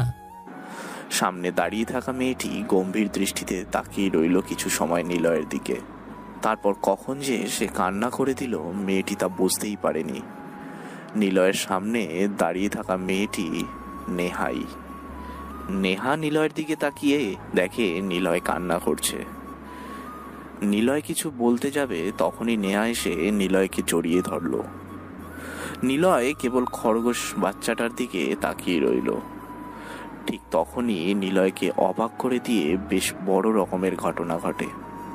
নেহাকে নিলয় চোখ বন্ধ করে জড়িয়ে নেয়। নেহা নিলয়ের বুকে মাথা রেখে কান্না করছে। নিলয় যখন চোখ খোলে তখনই দেখে চারপাশে পুলিশ দাঁড়িয়ে আছে। নিলয় নেহাকে টান দিয়ে ছাড়িয়ে নেয়। অবাক চোখে নিলয় নেহার দিকে তাকিয়ে আছে। নিলয়ের চোখে নেহার প্রতি রাগের প্রতিচ্ছবি আবার দেখতে পায়। নেহা চোখ নামিয়ে নেয় নিলয়ের থেকে। নিলয় কিছু বলতে যাবে, তখনই নিলয় শুনতে পায়, মজার খেলা রাফিয়ান, বুদ্ধিমানদের খেলা মাইন্ড গেম একটা। এই খেলাতে যে যত বেশি মাইন্ড গেম খেলতে পারবে সেই জিতবে। আর আমি কখনো হারতে শিখিনি। তবে এই খেলাতে আমি প্রথম আসতে চাইনি, আমাকে ইনভলভ করেছো তোমরা নিজেরাই। আর এখন এই খেলাতে তোমাদের থেকেও বেশি এগিয়ে, তাই না রাফিয়ান? নিলয় ঘুরে তাকায়, নেহাও সেদিকে তাকায়। দুজনের চোখ অবাক হয়ে সামনে দাঁড়িয়ে থাকা মানুষটার দিকে তাকিয়ে আছে। সামনে দাঁড়িয়ে থাকা মানুষটা নীলাদ্রি, আর সেই পুলিশ এনে এমন করছে। নিলয় প্রথমে ভেবেছিল নেহা আবার তার সাথে এমন করছে, কিন্তু এখন মনে হচ্ছে নেহা নয়, সবটাই নীলাদ্রির প্ল্যান। নীলাদ্রি বেশ জোরেই হেসে ওঠে। নিলয়ের দিকে তাকিয়ে মুচকি হাসি দিয়ে ধীর পায়ে এগিয়ে আসে কাছে। নিলয়ের চারিদিক একবার ঘুরতে ঘুরতে বলল, তুমি জীবনে অনেক অবাক হয়েছো, তাই না? আসলে তোমার মাস্তানের থেকে অবাক হওয়ার বিষয়টা অনেক বেশি। চারপাশে দেখো, পুলিশ পিস্তল তাক করে দাঁড়িয়ে আছে। তুমি চাইলেও স্নাইপার ব্যবহার করে কিছুই করতে পারবে না। আরে আরে, ওয়েট ওয়েট। নীলাদ্রি নিজেই কথা বলে আবার নিজেই থেমে যায়। নেহা আর নিলয়ে কেবল হাবার মতো তাকিয়ে থাকে নীলাদ্রির দিকে।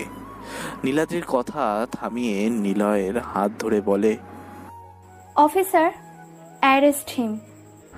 নিলয় অবাক হয়ে যায়। নীলাদ্রির দিকে তাকায় নিলয়, নেহা তাকায় নিলয়ের দিকে। নীলাদ্রি হাসে। নিলয় কখনো ভাবতেই পারেনি এমন হবে। পুলিশ নেহার দিকে এগিয়ে আসতেই নিলয় বলে ওঠে, নীলাদ্রি, এসব কি হচ্ছে? কেউ ওর হাত করা পড়াতে পারবে না? কি করেছে ও? সরি নিলয়। আরিফ, নাফিজকে আর আমাকে খুনের চেষ্টা করার অপরাধে ওকে গ্রেফতার করা হচ্ছে। প্রমাণ আর সাক্ষী সবই আছে মিস নেহা। নেহা নিলয়ের দিকে তাকায়। নেহা মনে মনে ভাবছে, এই বুঝি নিলয় সবকিছু তছনছ করে আমাকে এখান থেকে নিয়ে অনেক দূরে চলে যাবে। কি হলো নিলয়, দাঁড়িয়ে আছো কেন? প্লিজ কিছু করো, আমি তোমার সাথে থাকতে চাই। কিন্তু নিলয় সব কিছু শুনতে পায় না।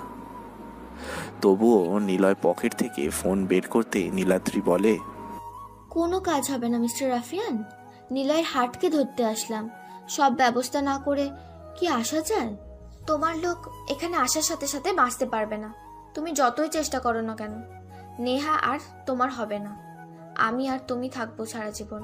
আর নেহা, অফিসার। নেহাকে নিয়ে চলে যায় পুলিশ। নীলাদ্রি নিলয়ের দিকে তাকায় মিষ্টি চাহনি দিয়ে। নিলয়ের চোখে নীলাদ্রি বেশ ভালো করে রাগের দূরদর্শিতা দেখতে পেয়েছে। নীলাদ্রি বলে, কি করব বলো?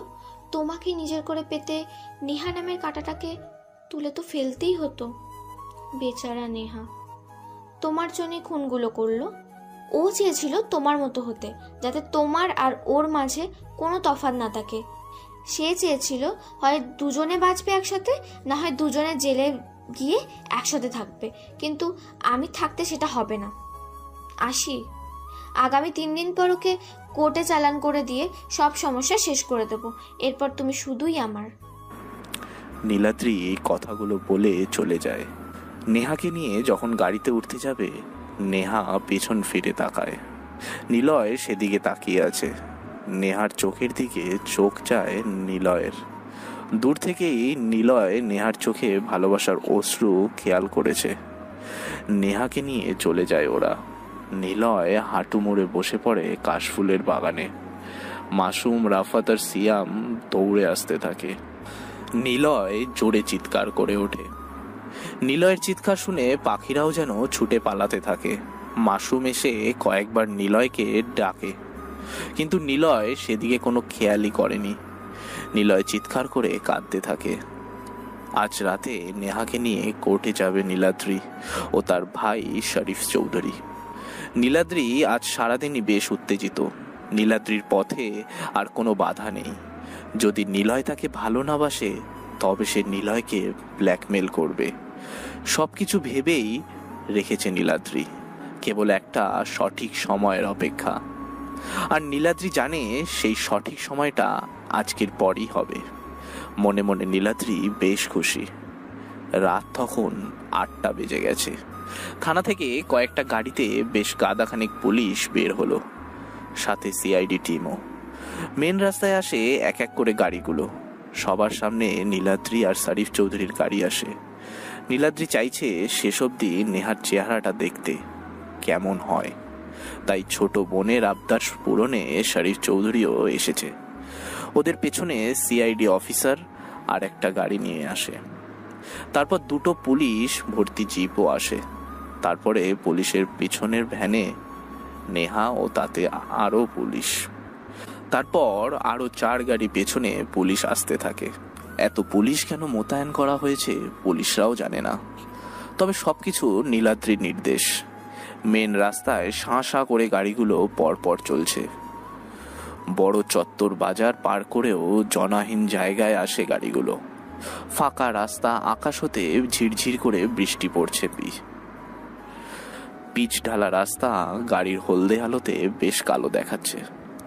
হঠাৎ সামনের গাড়িটা ব্রেক করে থেমে যায়, সেই সাথে পরপর পিছনের গাড়িগুলো থেমে যায়। হলদে আলোতে স্পষ্ট নীলাদ্রি দেখতে পায় কেউ একজন বড় কালো রেইনকোট পরে রয়েছে, মুখে কালো মাস্ক, মাথায় কোটের বড় টুপি পরা।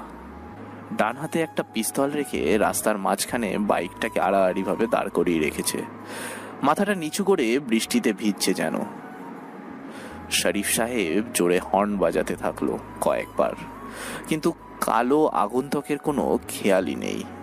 মাথা নিচু করে এক পা মেলে বাইকের সাথে হেলান দিয়ে পিচ ঢালা রাস্তায় বসে আছে। ডান পা মুড়ে বসে ডান হাতে পিস্তল নিয়ে অস্থিরভাবে বসে আছে আগন্তুক। শরীফ সাহেব পকেট থেকে ফোন বের করে কল দিয়ে কোনো এক পুলিশ অফিসারকে বলে, দেখো তো নেমে কি সমস্যা, সামনে কেউ বসে আছে, তবে সাবধান, হাতে পিস্তল আছে কিন্তু। একজন পুলিশ হাতে পিস্তল নিয়ে বেশ ধীর পায়ে এগিয়ে আসে শরীফ সাহেবের গাড়ির কাছে। শরীফ সাহেব জানলার কাঁচ খুলে বলে, সাবধানে যাও, আমরা আছি, সোজা ধরে নিয়ে আসবে, তারপর বাদরামি বের করছি। অর্ডার প্রাপ্ত পুলিশটি হলো নিলয়কে, যে একদিন চড় মেরেছিল সে। শরীফ সাহেব যখন কথাগুলো বলে জানলার কাঁচ উঠাতে যাবে তখনই ধক করে একটা শব্দ হয়। বৃষ্টি তখন বেশ জোরেই নামতে শুরু করেছে। লাল তাজা রক্ত শরীফ সাহেবের দামি গাড়ির কাছে এসে লাগে। নীলাদ্রি চমকে ওঠে, চিৎকার দিয়ে বলে ওঠে, ভাইয়া প্লিজ তুমি বাইরে যেও না, প্লিজ। শরীফ সাহেব গাড়ি থেকে নামে। একে একে পেছনে থাকা সব অফিসারও গাড়ি থেকে নামে। নীলাদ্রি আর থাকতে না পেরে সেও গাড়ি থেকে নেমে দৌড়ে শরীফ সাহেবের কাছে গিয়ে দাঁড়ায়। তারপর কিছু বোঝার আগেই কোথা থেকে গুলি চলতে শুরু করে দিল, আর সাথে সাথেই সব অফিসার এসে একে একে মাটিতে পড়ে যেতে থাকে। কিন্তু গুলি চলার কোনো শব্দ কেউ শুনতে পাচ্ছে না। নীলাদ্রি চিৎকার করতে থাকে। কিছুক্ষণের মধ্যেই সব অফিসারেরা মাটিতে পড়ে যায়। কারো গুলি লাগে বুকে, আবার কারো লাগে কপালে। 2জন মানুষ কেবল গাড়ির সাথে লেপ্টে দাঁড়িয়ে আছে। বৃষ্টির ফোঁটা বেশ জোরেই ঘনীভূত হচ্ছে। তাজা রক্ত পিচ ঢালা কালো রাস্তায় বৃষ্টির পানির সাথে মিশে একাকার হয়ে গেছে।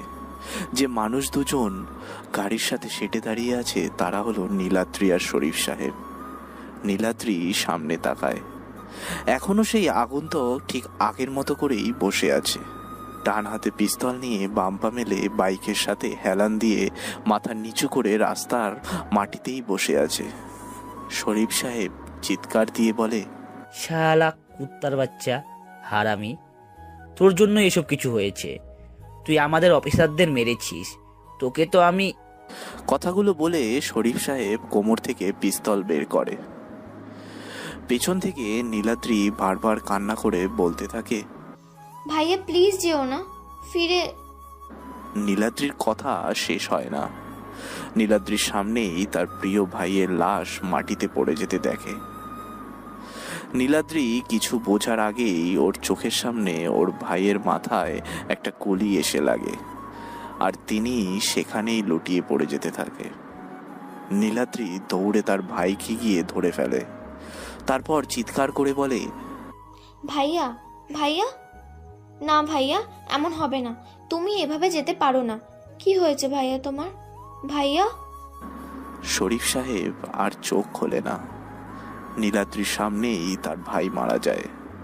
নীলাদ্রি যেন তখন কথা শূন্য হয়ে দিক বেদিক তাকাতে থাকে। চোখের সামনে ভাইয়ের পড়ে থাকা লাশ আর পিস্তল দেখতে পায় ও। পিস্তলটি নীলাদ্রির হাতে নেয়, তারপর জোরে হেঁটে যেতে থাকে সামনে আর বলে ওঠে, আমি জানি তুই নিলয়, এমনটা করবি আমি ভাবতেই পারিনি। তোকে আজ আমি নিজে হাতেই মারবো। কথাগুলো বলে পিস্তলের ট্রিগার চাপতে যাবে, তখনই কেউ একজন পিছন থেকে গুলি করে, আর গুলিটা এসে সোজা লাগে নীলাদ্রির বাম পায়ে।